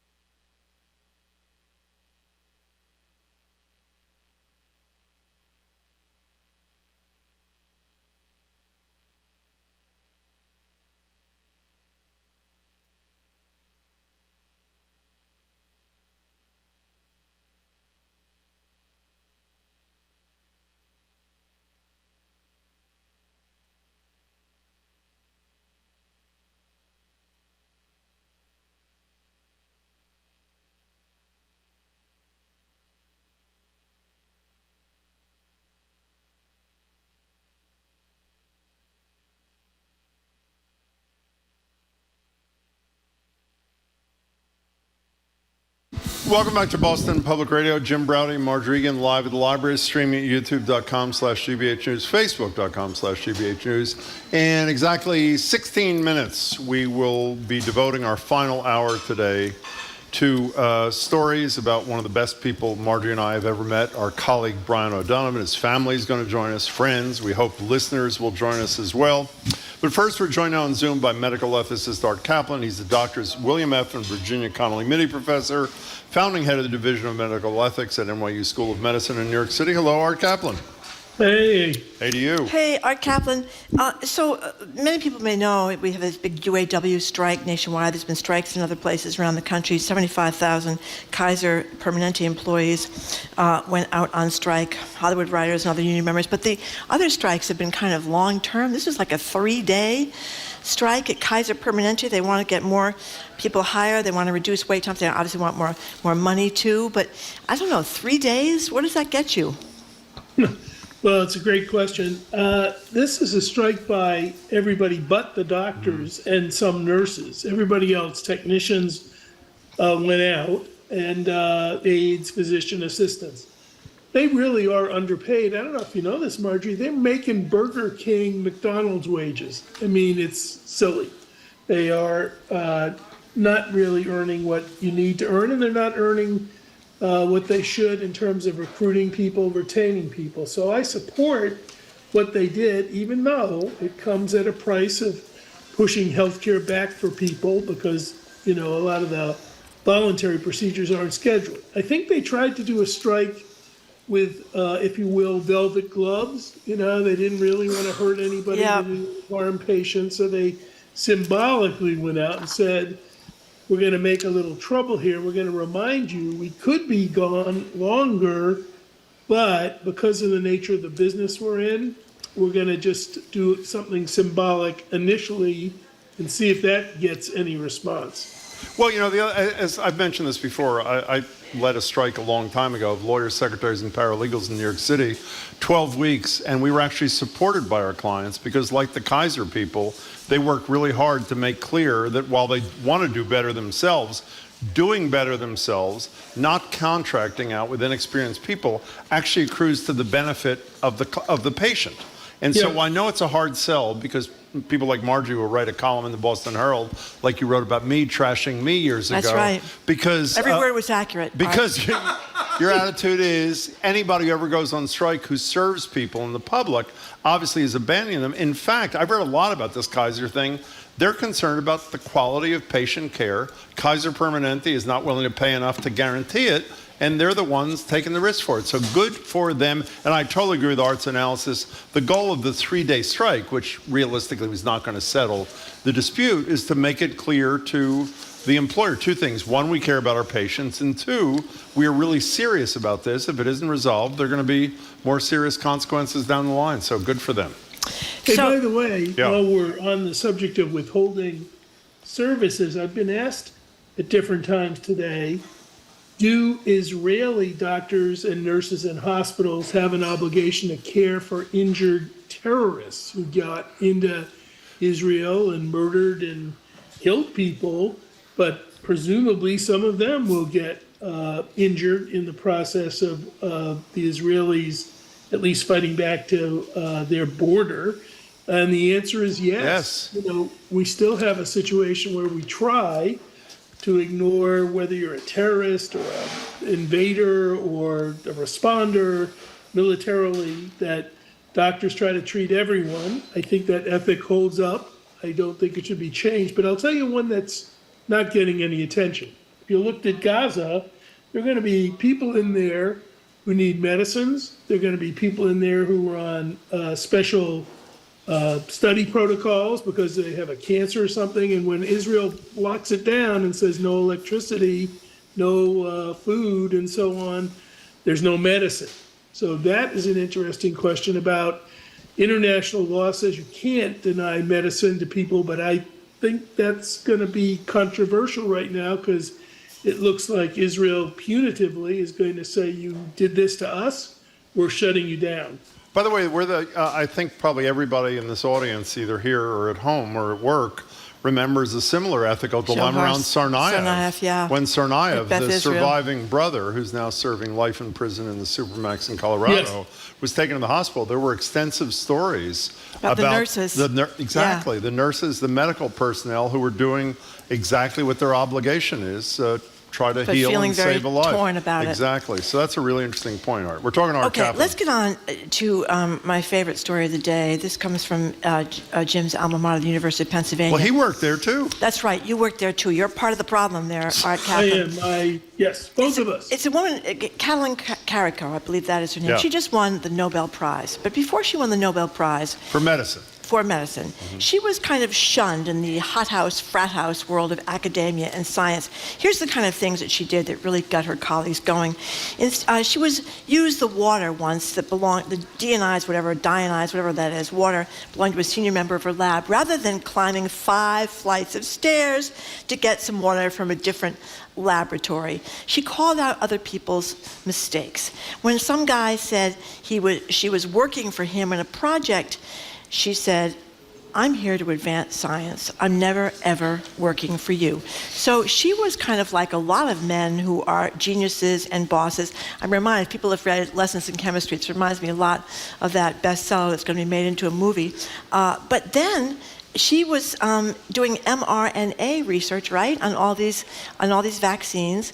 And when she won the Nobel Prize, they all kind of had to eat their hat, didn't they? And all of a sudden they're praising her. Those who were damning her are now praising her. Yeah, well, faint praise, I think they kind of have to do it. You know what I mean? So what does this say about the academic world and the sexism and I'm sure racism in these little hothouses of academia? Did you know her, by the way? Did you know her? I don't. Okay. I know in typical gender bias, I know the other guy who won Really? the Nobel Prize, but I do not know her. Weissman, the other Nobel Prize winner, Yeah, Drew to Weissman. college behind me at Brandeis. He's from Newton. And I knew each other when I was at the University of Pennsylvania. But I wouldn't have met her because she wasn't technically even a faculty member. I didn't even know of her existence, to tell you the truth. Is there sexism in these labs, and was it worse during the time she was struggling 10 years ago? Absolutely. It's a male culture. It's not just at Penn. It's been everywhere. We've been trying hard to counterbalance the sexism. You know, there are very few lab directors who are women still, so that's a problem. But you know, the real issue, and this is a tough one, Marjorie, she didn't get many grants because people thought her mRNA research was not going That's to pan right. out. Yeah. And if you don't get grants, boy, do you get forgotten pretty quick. That is the culture. Male or female, it's like, you're bringing in money, you're not, well, then you're not the kind of person we want to keep around. So the system doesn't reward long-term efforts to find useful technologies like mRNA platformed vaccines to work on the mRNA interventions, which was long-term. It's like every year, where are your grants? What are you bringing in the way of money? People don't realize what a dog-eat-dog world that is of grantsmanship. Well, we should point out that she was working on this way back in 1995, so there is a testament to just talking about the long-term research. When she was 40, when Penn gave her an ultimatum, get out of here or take a demotion, and she accepted a lower-paid position so she could keep working on the mRNA. What an incredible strength of confidence. By the way, Weissman's from Lexington, not Newton, but and she was the initiator. Let me just read the second paragraph of this Wall Street Journal story. Penn demoted Carrico, shunting her to a lab on the outskirts of campus while cutting her pay. Carrico's colleagues denigrated her mRNA research. Some wouldn't work with her, according to her and others. Eventually, Carrico persuaded another Penn researcher, Weissman, meaning she was the initiator, to work with her on modifying mRNA for vaccine and drugs, though most others at the school remained skeptical, pushing other approaches. What a great story. I know. I just That'll got my. be a great movie. Well, it's very the lessons in chemistry, which talks about sexism in the lab with the genius person, is going to be made into a movie, and they should incorporate some of this woman's story into the script. Speaking of for that movie, one. who was the woman we had on who was at MIT, who was another brilliant award-winning scientist? The biologist. It was in a movie where she was sent to the smallest office. She did research, she did a spreadsheet showing how the square footage that she was allotted by the head of whatever science department at MIT was infinitesimally small compared to her male colleagues, and she ends up, yet again, like Carrico, to be a celebrated, wildly accomplished So how does she scientist. handle this? How does she handle all the people now that demoted her, made her have a crummy little office on the outskirts? She should give them the finger when she does her, that's what she should. Name them all, one by one on the stage. Maybe she'll just choose to be the person who vaccinates all of them. Yeah. So Art Kaplan. Catalin Carrico, if you want to look this up, it's really it's a fabulous story. Art Kaplan, there's an interesting piece in the New York Times by Tressie McMillan Cottom talking about Ozempic not being able to fix what our culture's broken. She's talking about these drugs are really shorthand for the shame and stigma and bias around fatness. What'd you make of it? I didn't like it. I think we have an enormous crisis in this country of obesity. We've got a worse crisis of childhood obesity. I think it's something like 40% of us are now obese in the US, and it's in other countries too. I know the UK has this problem. Germany does. It's not quite as bad as us, but it's bad and it's growing. So does Mexico. It is costing us a fortune if you don't care about the health impact on people who are overweight in terms of early death, incapacity due to joint problems and all the other things, diabetes, that accrue with obesity. I don't think this is a response to some sort of bias or some kind of an attitude. I think we haven't figured out what to do about the worst, well, not the worst maybe, but one of the worst public health problems we face, and it's getting worse year after year. Medicine doesn't know how to get people to lose weight. The new drugs seem to help, but I'm worried about the injectable drugs long term. You're going to take them for life. Are they going to really wind up having those side effects or adverse events? So we haven't taught, if you will, young people how to eat better. We still have the food deserts. The food industry still runs around promoting high calorie, high sugar foods to us all. It's killing us, it's maiming us, and yet we're having this fight about fat acceptance. We can't really just say, okay, it's great to be heavier and we're not going to shame you. I don't want to shame people, but we got to figure out ways to get after this problem.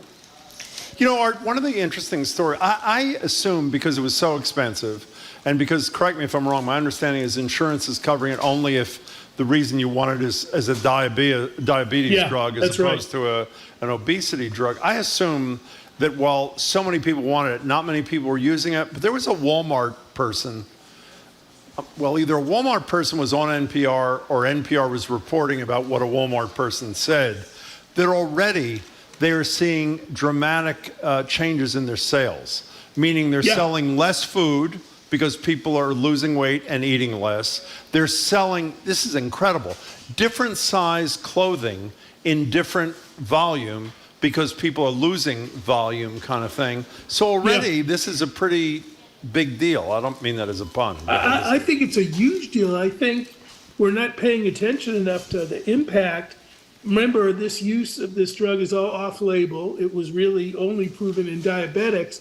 So I'm going to come back. Explain off-label, by the way. We've talked about it. But it just means that doctors can prescribe it for you, even if it doesn't meet the indication. Meaning, in this case, you're diabetic, so we're going to give you this. They just give it to somebody who's heavy, and great. But if the whole country is going to solve obesity by going on weekly injectables, that's very expensive. And I'm nervous again that the studies show it's safe if you use it for a year or 2 or 3, but we haven't had studies that show what happens if you use it for 20.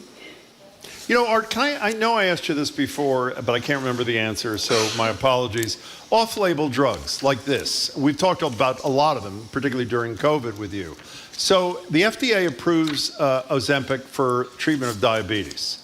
Right. And a doctor cannot prescribe it for diabetes until the FDA approves it for diabetes. Am I right so far? Yes. But once it's approved for diabetes, any doctor can prescribe it for whatever he or she or they want it to be because it had initial approval for something else. If that's right, which I think it is, what's the rationale behind it? Quickly, it's partly that if the FDA approved it, they found it safe. Oh, okay. So whatever the doctor's doing okay. may not be efficacious. The other rationale is doctors should have the freedom to do what they want because they're doctors, and I think that may be a little too much freedom because some people prescribe things that are a little bit crazy. So, Art, before you go, I just got a text from this woman, Caitlin Carrico, who said she didn't know you when you were at Penn either, okay? Just want to be clear. Art Kaplan. I am sure that that's a more important lack of knowledge than my not knowing her. I don't know about that. Hey, Art, it's great to talk to you, Art Kaplan. Thanks so much for your time. We appreciate it. Thank you. Thank you very much, Art. We've been speaking with our medical ethicist, Art Kaplan. He's the Doctors William F. and Virginia Connolly Mitty Professor and founding head of the Division of Medical Ethics at NYU School of Medicine in New York City. Coming up, as we've been saying all day, for the last hour of today's show, we're going to hear from people close to our dear friend and colleague here at GBH, Brian O'Donovan, who passed away this weekend from brain cancer. We'll open the lines to give you a chance to weigh in on what he meant to you and what he meant to this city. The number to reach us by phone or by text is 877-301-8970. You're listening to Boston Public Radio, broadcasting live from the Boston Public Library and streaming at youtube.com/GBH News and facebook.com/GBH News.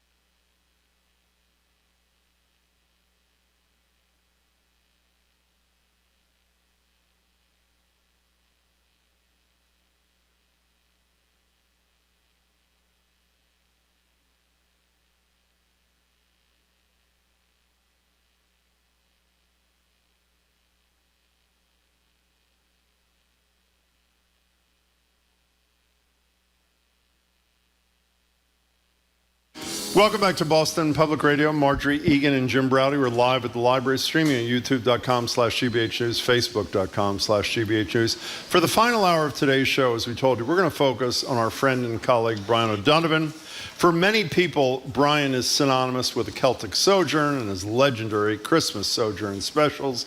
Here's a clip from one of those specials back in 2019. I came across an old Irish saying recently, very, very simple, but very powerful in its own right. It says, "The magic of Christmas lingers on, though childhood days have passed. Upon the common rounds of life, a holy spell is cast." What is it about this time of year, this darkest time of year, that allows us, indeed welcomes us, to be a little more emotional, more nostalgic, even sentimental as we remember times past? Now, of course, the Irish are not exactly known for gushing about our emotions. There's the story of the Irishman who loved his wife so much, so intensely, that once he almost told her.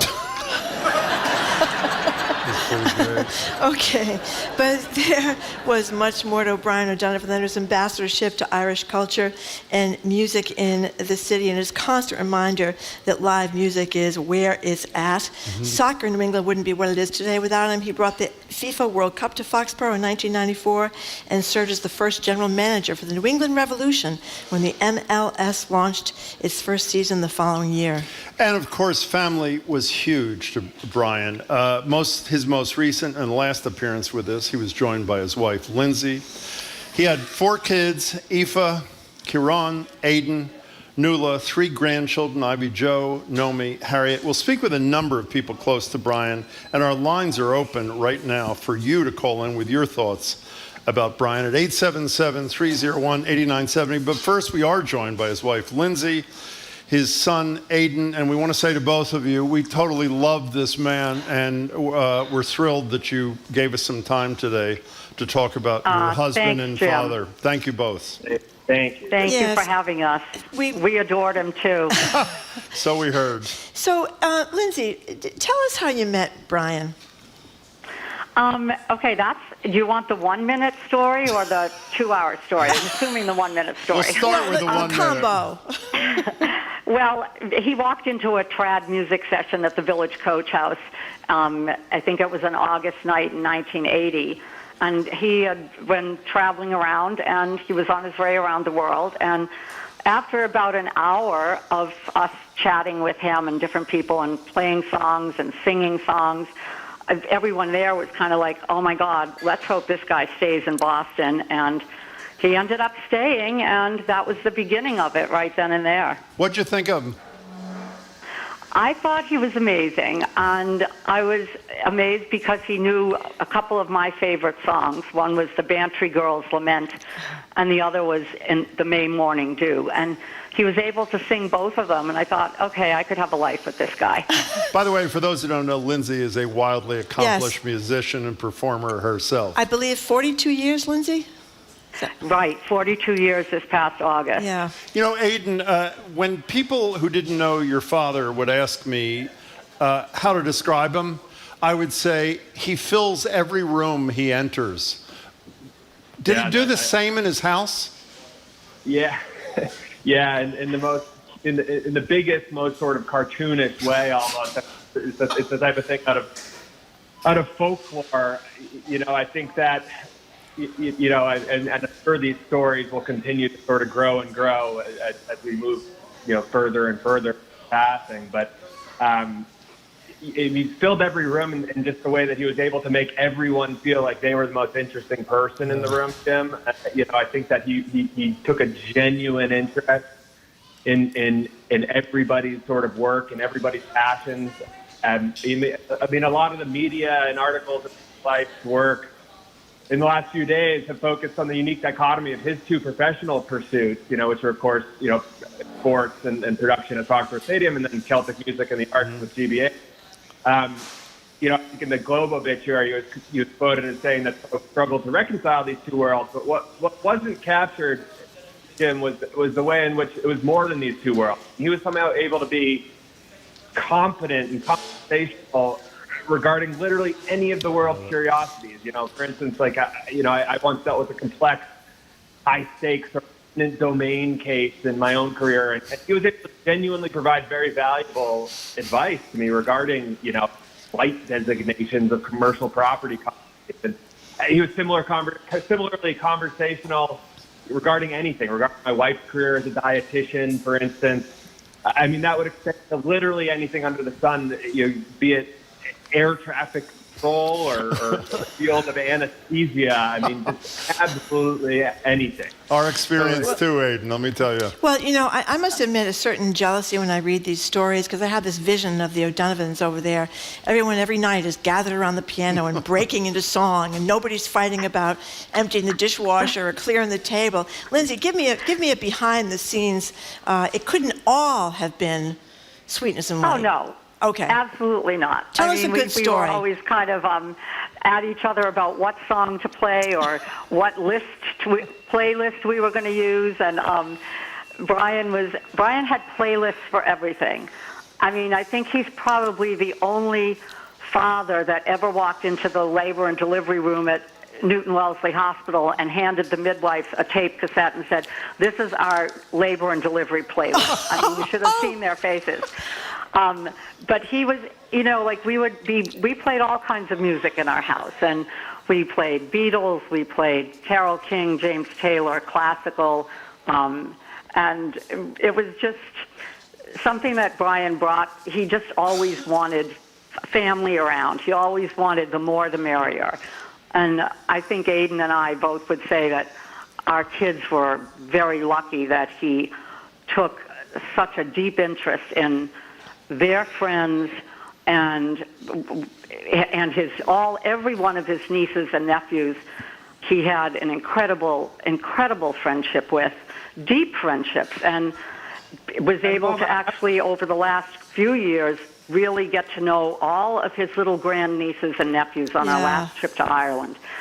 And when Brian had this thing, he would do this bugle hug and gather them all together, and had promised that to them right before he was diagnosed. We were supposed to be in Ireland. And one of his little grandnephews, when he was told Brian couldn't come because he was sick, he said to Brian's sister, "But Nana, he told us he was going to do a bugle hug on the beach." Oh, gosh. And that's the kind of effect that he had on all of these children.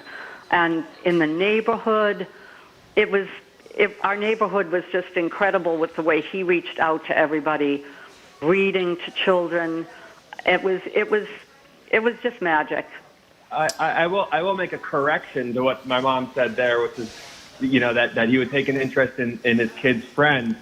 It's not as though we had our own friends and him and Lindsay had their own friends. The two groups sort of seamlessly flowed into one another, and it was a very unique sort of setup. I mean, particularly as a function of the fact that Brian, my dad had most of his kids in his 20s. So he was a pretty young father. But music gatherings and these types of things. When I was a teenager, I was in my 20s, and he would have been, maybe around 40 something or 50, and half the attendees, good friends of my parents, would have been in their 20s and 30s, and the other half would have been the OGs of the Boston folk scene that were at the time in the 60s and 70s and have since passed on. So it's just this sort of intergenerational community that just, that was unlike anything that most of my peers had experienced. They'd say, well, those people are my parents' friends. And I still to this day, there's plenty of individuals I can identify, and I say, I don't know if they, kind of came into the scene via sister Aoife and her bands, or and then started playing music with my parents, or the other way around. And that goes for my friends and my brother and younger sister's friends. I mean, it's just one big community, and it's just I haven't sort of seen such an intergenerational flow like that in any other sphere. I mean, it's really a beautiful thing. We're talking to Aiden and Lindsay, the one of the children and wife of the great Brian O'Donovan. I just want to read you before you both go. We're flooded in texts already, just in these few minutes. about your husband and father. Here's just Amy from Rhode Island, just as one example. I feel compelled to reach out to say how important Brian and his work is to my life. We played the Celtic Sojourn at our wedding. We listened religiously. Growing up, I thought Irish music was my old Irish aunt singing My Wild Irish Rose. I'm so happy Brian showed me how wrong that is. I don't have the words to express how he changed my life and interests. I'm sending all my love to his family and friends. And that's what everybody says. And I'll say again what I said when we welcomed you. We loved Brian, and we were all lucky to have him. And obviously you were too. And we send our best to everybody. Lindsay and Aiden, thank you for your time. And we're going to play a song. Thank you, Jim. I'd just like to say that our daughter Aoife wrote a song called The Magic Hour, and reflecting on our family summers in Ireland. And I feel like that song, The Magic Hour, has really become a magic lifetime for all of us of our time with Brian. Well, we're going to play a piece of that right now. Lindsay, Aiden, thank you. Send our best to all of your siblings, Aiden. And here's a clip, as was just said by Lindsay, by Aoife O'Donovan, their daughter, singing a song she wrote, Magic Hour. And thank you to Lindsay and Aiden.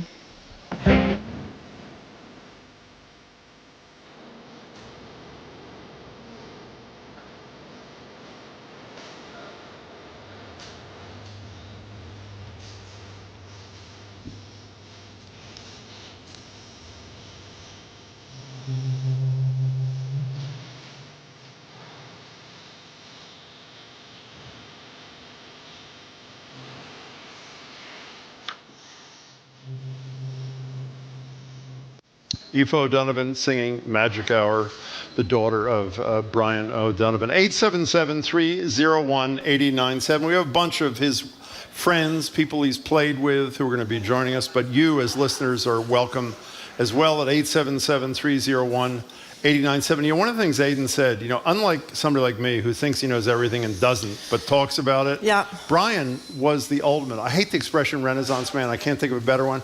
He knew significant amounts of things about everything and didn't lord it over anybody. No, he was a co-host he with sat me in for you? a couple with of me times too, yeah. when you weren't there, Jim. He seemed to know an awful lot of things about an awful lot of things that maybe you didn't. So there you go. Do you not feel, I mean, it was such a joy to talk to Brian and obviously to listen to Brian.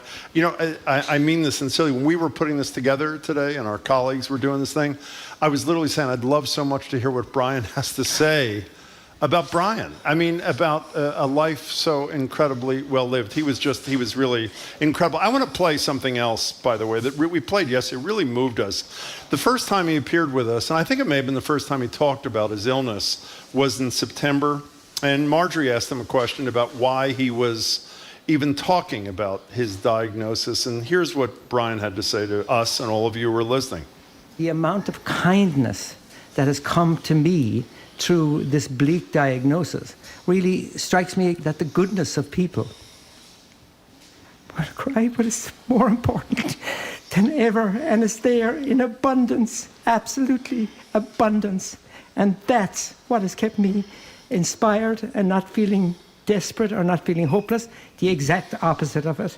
Please think of that, the people that are out there that are ready to help. You know, Mr. Rogers said, look at the people who are going towards the fire, going towards the accident to help people.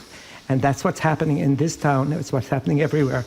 And I'm the beneficiary of that. And it makes me feel okay with all of this. Honestly, I'm doing okay with all of this because of the kindness of people. Oh, my God. 877-301-8097. We're joined now on the phone by Michal Chamberlain. He's the CEO of Historic Homes in Newton, former marketing and advertising director for the New England Patriots, going to tell us about another part of Brian's life. Hello, Michal. Hey, Thank Michal. you very much for calling in. Hello, Jim and Marjorie. Great to talk to you. What a day. I've been listening a little bit to the show and Lindsay, and in September, when I heard about the diagnosis, I have to say to you, I haven't stopped crying. He was a great friend, and I enjoyed so much working with him. Well, Michal, you were born in Ireland just like Brian was. I think you were younger, I think, when you came to the United States, and I think you were 10. He was older, he was a young man. But there was a story I've read over and over again that when he'd be down at Gillette Stadium, people would say to him, "Hey, Brian, there's a guy on the radio who has your same name," which of course it was the same guy because he was at Gillette and he was on the radio. Right. So what was he doing with you when you were there too, with the revolution and with the building of Gillette? Tell us. Well, I had left in 1986, but I got introduced to Brian.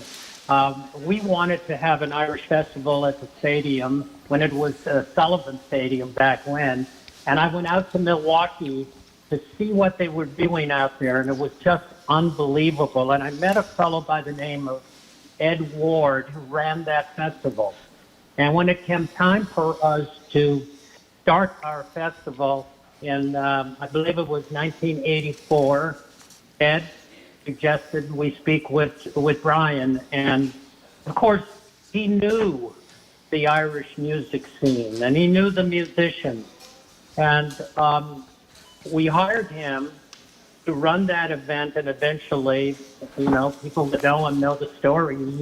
When I left in '86, he took over my job, ran events for the stadium, and then, of course, through the cracks, he wound up in the in the soccer side of things. So he was multi-dimensional for sure.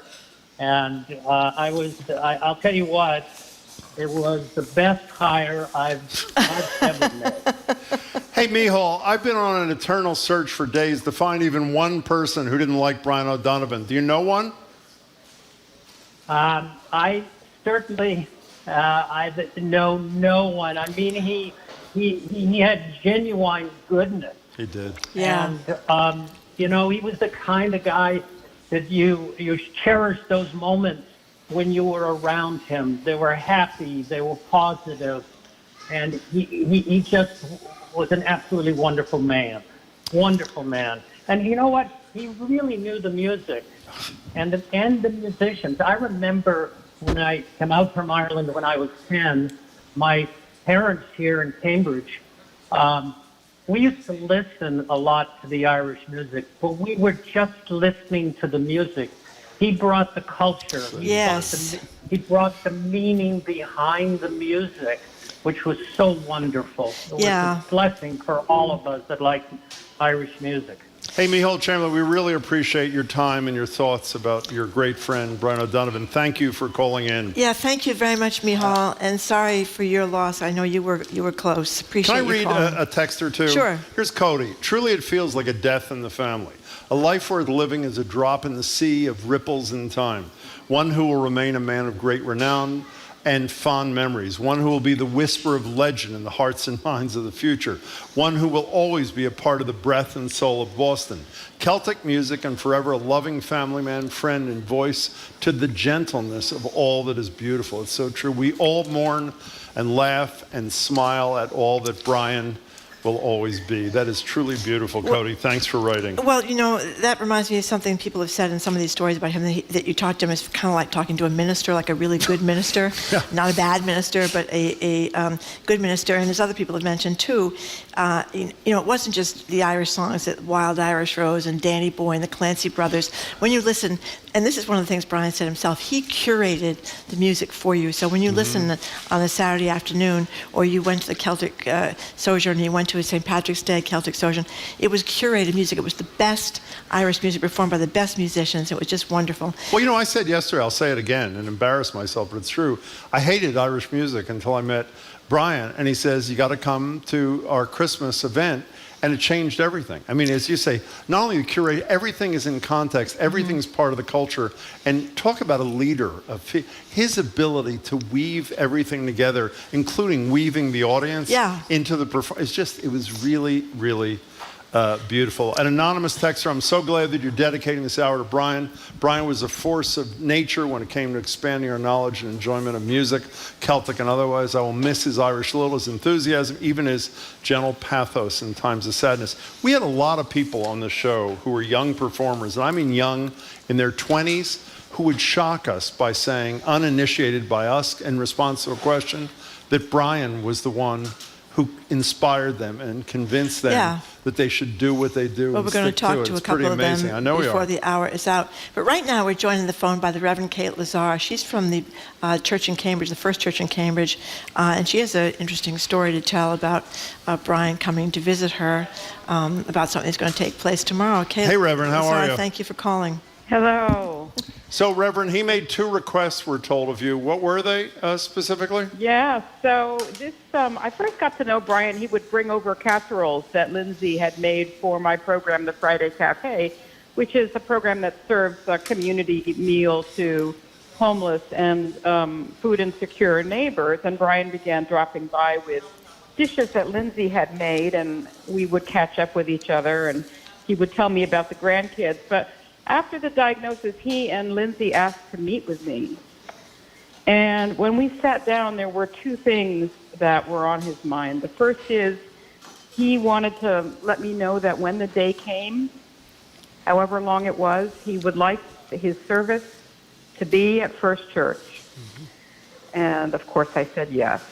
But then with that topic out of the way, what he really wanted to talk about was a benefit concert that he was planning at the Burren in Somerville for my program, the Friday Cafe. And I said, oh my gosh, how can you possibly think about that at a time like this, with this, as he said, bleak diagnosis facing him? But the thing was, that was what he really wanted to talk about. He was excited for the event. He was looking forward to it.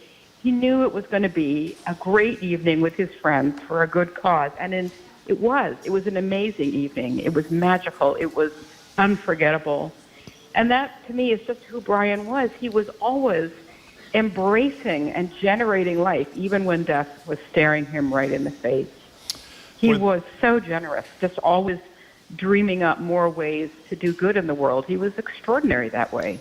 That was beautifully put, Reverend Laser. We really appreciate your time. Thank you so much for giving of it to us, and thank you for calling in. Reverend Kate Laser, thank you so much. 877-301-8970 is the number if you'd like to call in to talk about Celtic Sojourn and Brian O'Donovan. Jason from Boston College, thank you for calling. Hey, Jason. Hey, guys. Long time. I join everyone with all of these just heartfelt remembrances of our friend. It's almost like you don't believe when someone says so many nice things about you. And it's like it couldn't possibly That's be right. true. And it really was true. Those of us who were fortunate enough to know Brian and to be friends with him just emulated him as a leader in our spiritual lives. I mean, Marjorie, I think you hit the nail on the head when you said he was a spiritual leader in a time when so much fakeness and, I was thinking, what's one phrase that I would say to sum up my experience of Brian was that a lot of people love music. Brian loves musicians. He loves the people who make the music, and he made it his life's work to share that with people. I have a quick story I'll share about being in Ireland with my brother and my father at the same time that Brian was there, just by happenstance with his family. And he reached out to me knowing that I was going to be there, and he said, come to the family pub. And we got to sit there while Brian led the entire pub through a song in Irish that he taught to the pub.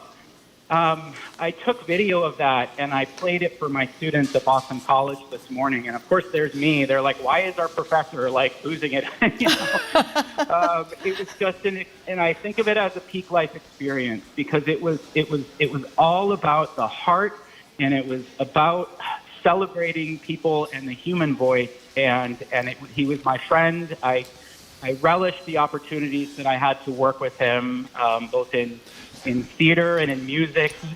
He asked me to help him out with a child's Christmas in Wales. He performed a reading of it, and I came in to help him out. He had every word already memorized from the fact that he had read it in front of his family for so many years. Hey, So Jason. Just an extraordinary soul. We really appreciate know- it. Can I play a little sound here? Oh, absolutely. Speaking, he was talking about Brian singing. About 8 or 9 years ago, we were lucky enough, I don't even know why they were both there. Tim Brennan, who was the lead guitarist for the Dropkick Murphys, and Brian were in studio, and I'm not even sure they intended to perform together, but they did. Hear the two of them performing, and it's Brian singing, by the way, The Wild Rover. We're talking about the Dubliners in the dressing room. How about we do, a verse and a chorus of The Wild Rover? Go for it. I'm in. Okay, we'll start with a chorus.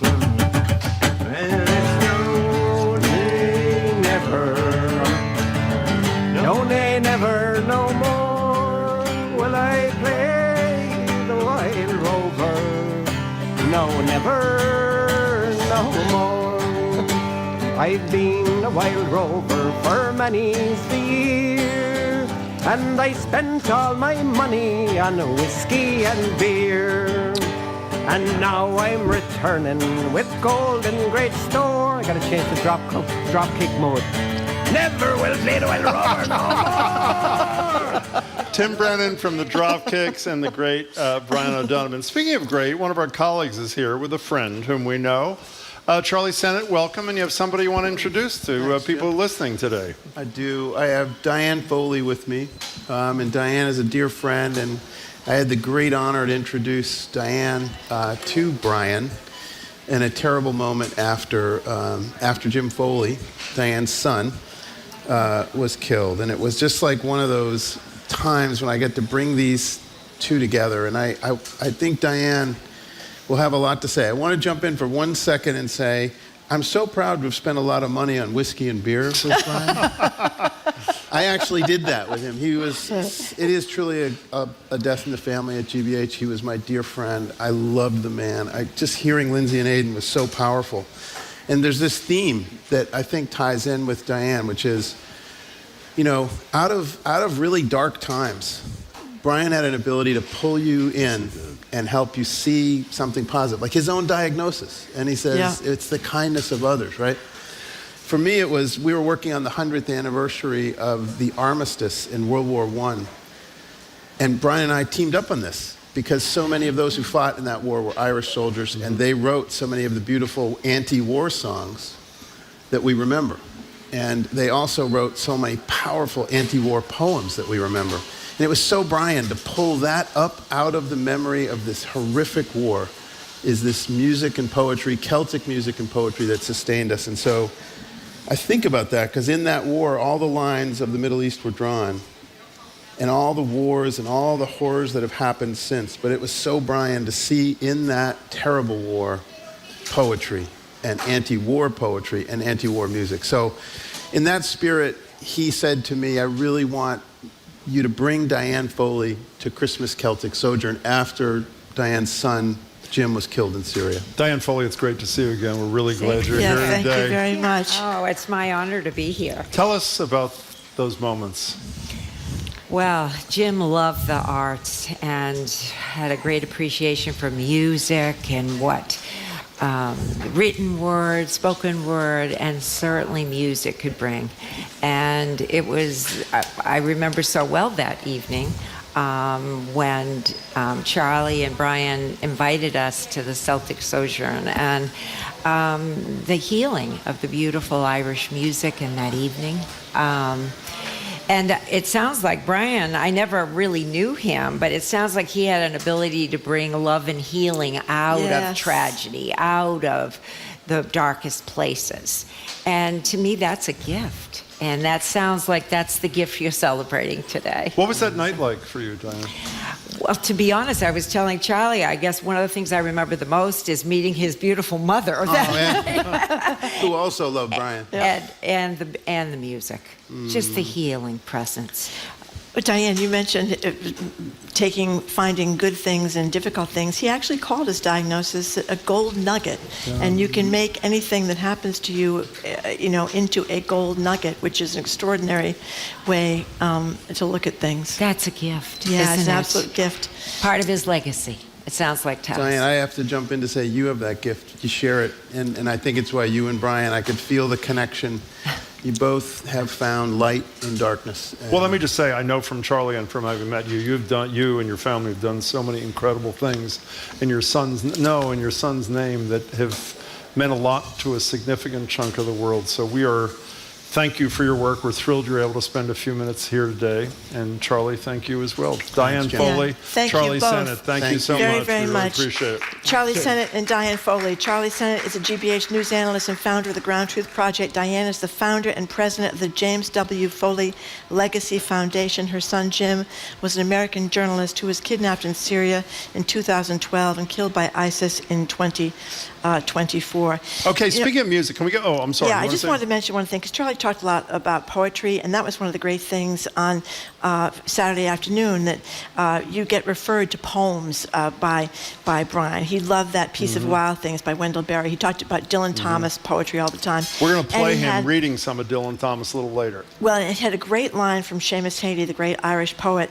from the poem The Gravel Walks, and Brian talked about how it resonated with him, particularly after he got this difficult diagnosis. And the line from The Gravel Walks by Seamus Heaney is, "Walk on air against your better judgment," which is just an incredible line. Now joining us, okay, give I'm just going to give the number. 877-301-8970 is the number to call or text about the life and times and contribution to this whole area, whole country, really, of Brian O'Donovan. So joining us online is Lily Henley. Lily's a singer, fiddler, songwriter specializing in Sephardic Jewish ballads. Lily, thank you so much for calling in. We appreciate your time. Thanks so much for having me. Yeah. Well, Lily, tell us how you wound up at the Marian Conservatory, I think in large part because of Brian O'Donovan. How'd that happen? I'm not sure I heard the question that well. It sounded like it was about how I ended up at the New England Conservatory. Yes, that was exactly what it was. Okay. Well, it was kind of an amazing. I actually was about 14 or 15, and I grew up playing Celtic music on the fiddle, and I was doing a little set at one of those next generation stages at the Chicago Celtic Festival. Which Brian was, I think, the MC of the main stage. He was the main MC of the festival that year. And I did this set, and whoever was supposed to come up after me just didn't show up.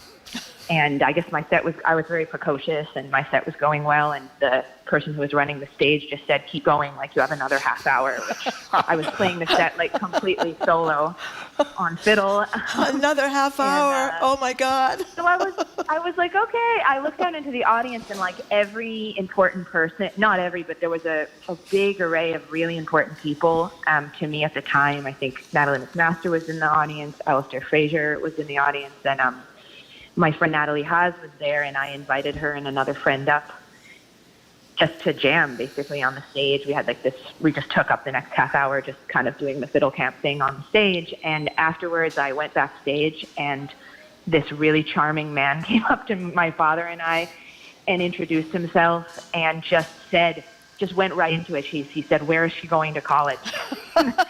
And my dad and I had never heard of New England Conservatory. I didn't know that it was a prestigious place to attend school. And it was really Brian. He just went right, he had this brain for just thinking of opportunities and really just there was just so much optimism in the way that he approached everybody. And he told my dad about it. My dad basically sent my application, and I was kind of set on going to Berkeley School of Music, and which at the time didn't have all the programs that it has now. It was like a place that had a lot of kids going to school, and you could kind of get lost in the mix. And that's really how I ended up there. Aoife had just graduated, and it really changed the trajectory of my life. And he always kind of kept tabs on what I was doing as I kind of went through this adventure of trying to figure out what I was going to really make of music.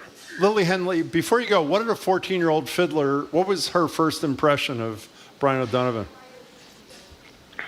Oh, I just remember his warmth, and I remember that straight through till now. I performed at I was one of the two main singers of the last Christmas Celtic Sojourn, and that was really Brian's idea, to have to feature this music and to tell everybody we're going to have a singer who's going to come and sing in Ladino at like a Christmas sojourn. And I always just think of how warm he was the first day that I met him, and how he always viewed what I was doing as part of his musical community, basically. It's just that I remember when I made my album, he reached out to me by email.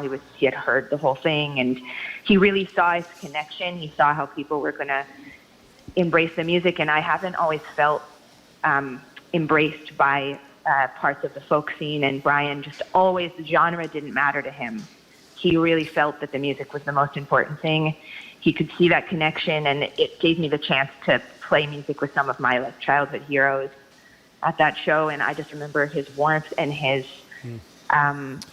sense of community, his sense of music being this connector that would make everything make sense.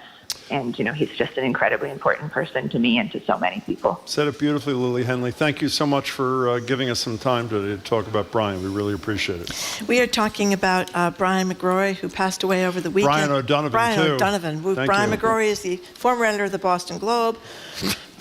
Whoops. I always have to goof something up. You know what I mean? Brian O'Donovan is the great musician, poet master, all those things, creator of the Celtic Sojourn every Saturday afternoon here at GBH. We're talking about his life. You can reach us at 877-301-8970, 877-301-8970. You're listening to Boston Public Radio, broadcasting live from the Boston Public Library.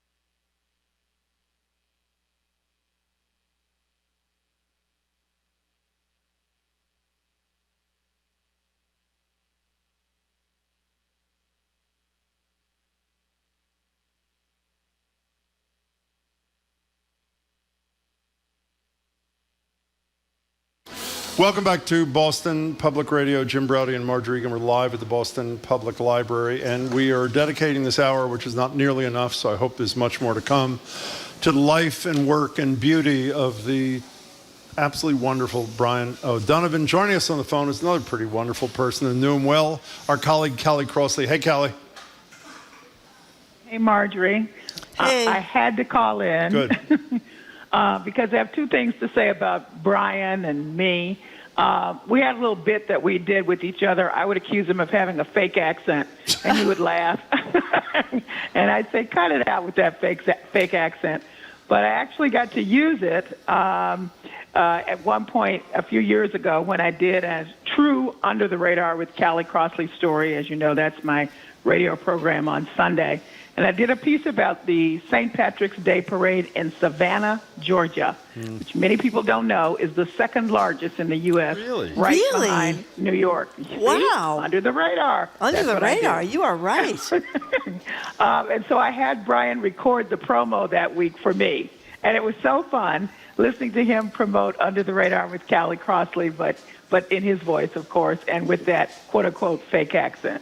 So I have many warm memories of him. He was so supportive of me, always had a kind thing to say, and he paid close attention to the work that I did, and I will long appreciate him for that and much more, as others have said.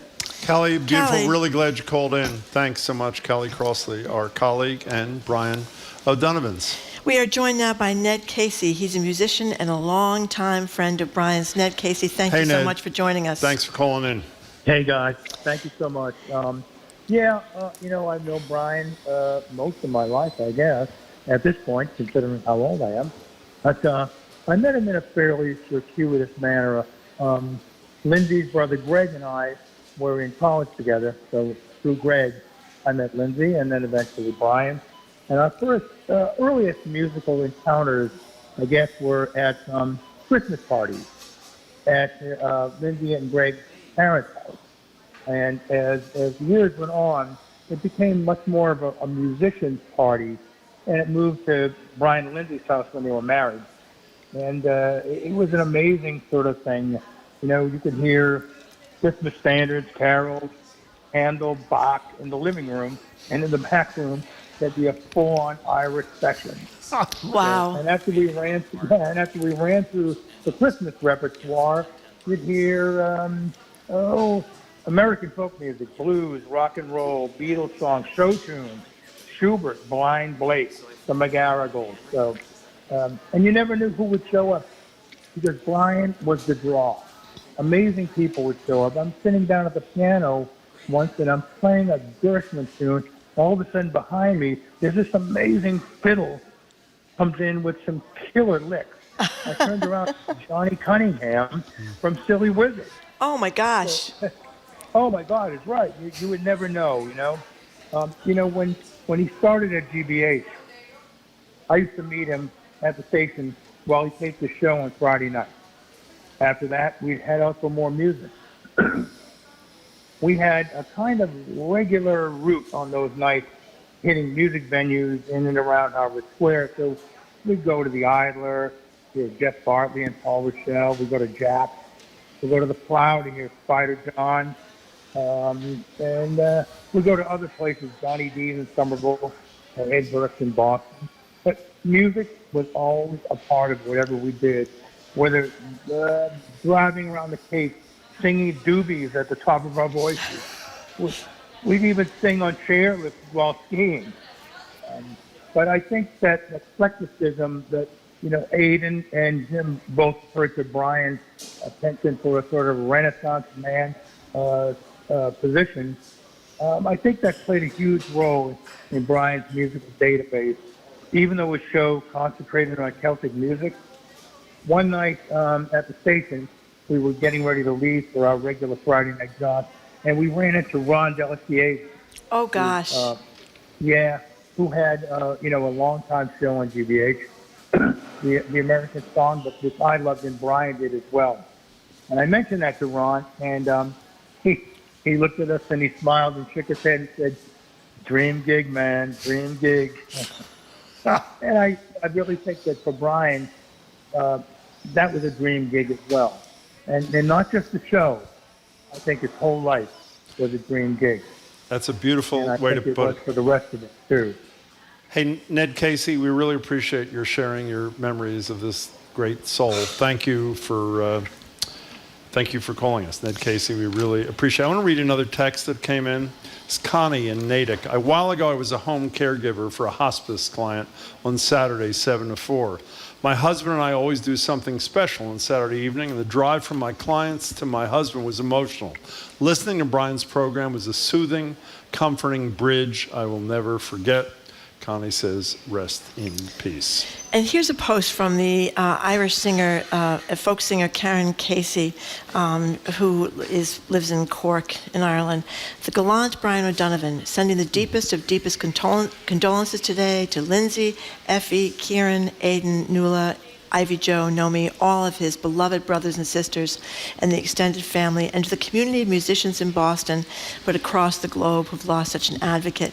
I mentioned to you I was up at Rockport at the Celtic Festival a few weeks ago that Brian, put together, and he wasn't there, he was ill, but it wasn't just people on the stage talking about Brian, it was people, we were sitting at the bar beforehand at this restaurant, you're waiting to go, everybody was talking about Brian O'Donovan, how he put this together, how they loved him up in Rockport. It was just, he was renowned everywhere. So a couple of minutes ago, we spoke to Lily Henley, who met Brian in Chicago at the ripe old age of 14. If I am right, Michael Ann White, who's a world-class Irish step dancer from Walpole, met him when she was 7. Is that correct, Michael Ann? Was it 7? Yes, I was 7 years old when I met Brian. And do you remember that? I do. So we were called into dance class one day to be told that we were going to be joining a show called The Christmas Celtic Sojourn. And it was just, from that point forward, I didn't realize for the next 15 years it would just be a huge part of my life. Well, you're a step dancer, right? Yeah. Irish step dancer. Yeah, that was always a part of the Celtic Sojourn, was this group of Irish step dancers, and St. Patrick's Day Sojourn as well.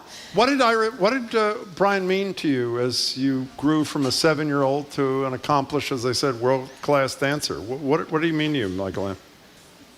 Brian just meant the world to me, honestly. He made us feel so special, including myself. He really was a great person. You know, he made us feel so comfortable. I'll always remember being backstage in between curtain calls, and he would just sit there and, you know, read us some stories, and he just knew how to tell a great story at all times. Best storyteller ever. That is a wonderful point, and I'm glad you used those words. Michael Ann, thank you very much. So we have a 14-year-old and a 7-year-old inspired by Brian O'Donovan. Yes. If we get a younger one, please call us at 877-301-8970. We may not have a younger one, but we do have someone who was just inducted in the New England Rock Music Hall of Fame. That would be our GBH colleague and news host, Henry Santoro, who used to be the news director and morning news anchor for, of course, WFNX-FM, a great, great music station. Henry, hey, Henry. Thank you for calling. Thank you so much, Margaret, for doing this. And you know, Brian was a huge fan of FNX, and I remember the day after I arrived here in GBH, I got an instant message from him on my Facebook because he didn't have my email yet. And he said, "Henry, dude, I can't believe you're in the building." but I really have to echo what Charlie said. It said, Brian was a very dear friend first. He was always accepted. I was very, very lucky to share several stages with him, whether it was tapings of the Blonde Radio Hour or music events in Copley Square. And I have to tell you that walking out on stage with Brian O'Donovan is like walking out with Mick Jagger. and I wasn't merely Keith Richards or Ron Wood. I was just some lousy backup singer. There's this man of great ability, and to watch every eye in the house focused on him, the standing ovation was all about him. It was all for Brian. And I'll tell you, to watch that was just so heartwarming. And I loved listening to the show.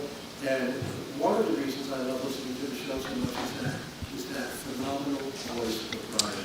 Indeed. When you hear Brian's voice, it's like getting a hug from your father. Boy, that is beautiful. Hey, Henry. That is a great image. It That is. is a great image, Henry. And yesterday, I said on these very airwaves that I dedicate this week's broadcast to Brian O'Donovan and his family, and I hope everybody else here at GBH. Henry, we love you for calling in. Thank you.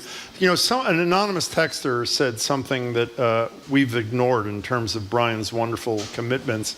Brian is an anonymous text. Brian kept me company during COVID, kept me going every Saturday afternoon while I cared for my daughter being treated for cancer. Here's the part I mentioned. His sensitivity to the plight of immigrants from all over the world was incredible. He'll be missed and remembered. Immigrant advocacy was a big part of this fine man's life, too. Patty from Boston has a recollection or two. Patty, welcome to the show. Yeah, hi. Thanks, Jim and Marjorie. I'm Patty Swanson. I'm the artistic director of the Christmas Revels. Oh, my goodness. Hey, Patty. The good wonderful to have you. Christmas Revels. Yeah, so I'm just adding my tribute.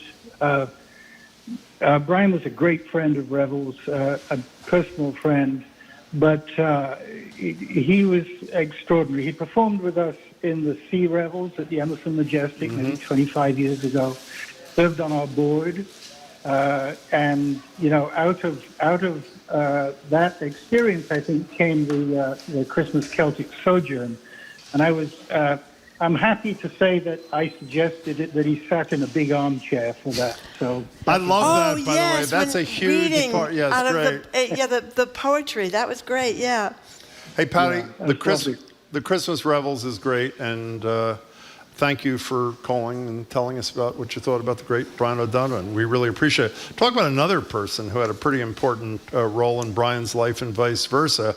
On the line is Tommy McCarthy, owner of the Burn. Hey, Tommy, how are you? Thanks so much for calling.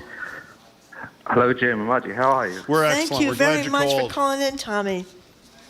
I don't think we've ever met, but I feel like I know you through Brian. And right back at you, Yes. Tommy. Yeah, it's a sad time. We love Brian. And it's a huge, huge loss to Boston and the Irish music scene for us. Like, it's awful, awful. When Brian and Lindsay were selling up in Newton and moving over to Davis Square, the first thing I said to them, let's start a traditional Irish club in the back room. And we had been doing it for a number of years, but we weren't doing it the right way. But when Brian came in, he said, we need to sell tickets online, first of all, because up until that point, we were selling them at the door. And, you know, Brian had all the professionalism of like, well, if it rains or if it snows, people aren't going to show up. But it turned into a fantastic series. And he said, close the bar when the acts are performing and sell your food and drink before the act goes on stage. He just put that professionalism to, and it turned into a wonderful time every Wednesday night for himself and Lindsay and all the community that came in support of the act from Ireland. And it made my job a lot easier because Brian took over, you know. It's fantastic.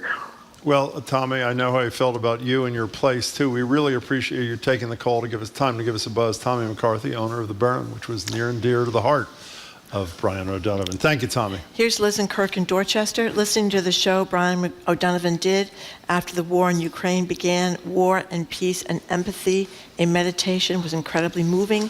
I shared it with many people. Brian used music and poetry to consider the human experience, all the beauty and complexity of it, and to build empathy. It was an extraordinary gift he had. Liz and Kirk took their kids to see his shows, and Brian, they said, always took a moment to say hello and share a joke with their daughters. You know, that's one thing we haven't mentioned. In addition to everything else, he was wildly funny. Wildly and viciously, and I don't mean that in a pejorative way. He was just a wildly funny and incredibly smart and caring human being. Let's go to Mary in Hull. Mary, you're next on Boston Public Radio. We're talking about the great Brian O'Donovan. Hey, Mary. Hey, thank you so much. Yeah, I was a colleague of Brian's for 25 years at GBH. I was in the development department and in charge of mid-level giving. And Brian, of course, was in charge of special events for the whole station. You know, so I worked on lots and lots of events with him, but also the wonderful learning tours to Ireland that we did, probably 12 or 15 of them. And people just loved those tours. They loved Brian. They loved the way he connected them and made relationships with each person that was on those trips. We would have music sessions every night with local musicians. And Robbie O'Connell, of course, was leading the tours, and he would sing. Brian would sing, tell stories. But he also included everybody. He would go around the room, and every person in the group was given an opportunity to participate, sing a song, tell a story. And people just would tell me afterwards that it was the best trip of their lives. They just loved him so much. I don't know about trips. Almost everybody who spent any time with us, who we were lucky enough to talk to after the fact, said virtually the exact same words about their time with Brian. Mary, thank you for sharing Well, that. I told you, when I hardly knew Brian, I was going to Ireland with my kids, and he spent about an hour and a half with me telling me which hotels to stay at, which bars to go in, which had the best Irish music. How good were his recommendations? Perfect. Every single solitary one was absolutely perfect. I never would have found them out from doing it online or even getting a travel agent. He knew every nook and cranny of the Irish music scene. We got a text from Marita Rivero, who's a former colleague of ours. I was the GM for radio, and Brian's show was extended an additional hour. I'll think of him as a particularly creative person, whatever else he was doing. He poured his energy into making a Celtic Sojourn must-do listening. One big moment was the idea he and the then membership development director came to me with, let's have a live concert we can put in every year during the holidays. We started at the Somerville Theater, grew to the Emerson Theater at a time. The city wanted to add energy to the downtown area and expanded the series to other cities. From there, you always had fun when you were around.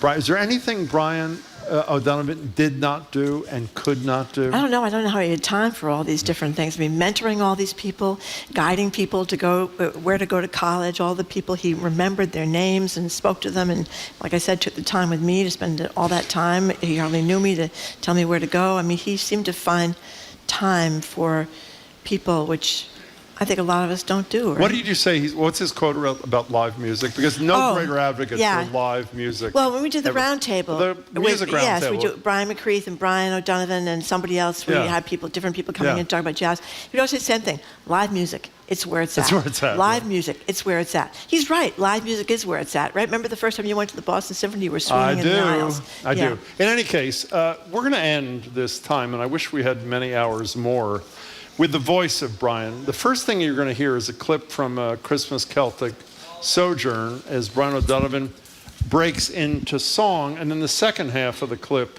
you're going to hear him wrapping up the night with a little reference to Dylan Thomas. Here is Brian O'Donovan.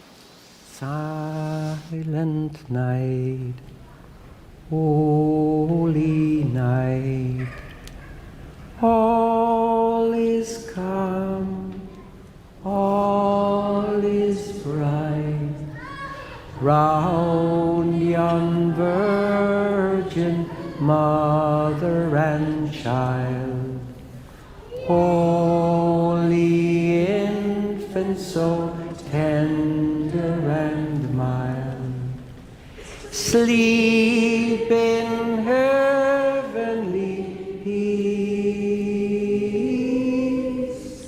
sleep in heavenly peace. And then I went to bed.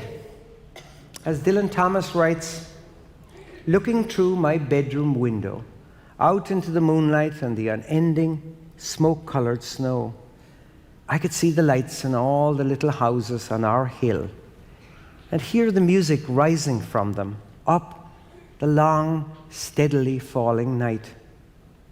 I turned the gas down. I got into bed.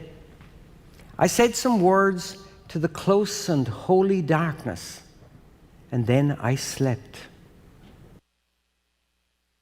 Brian O'Donovan, we will miss you very much. Sleep well, Brian.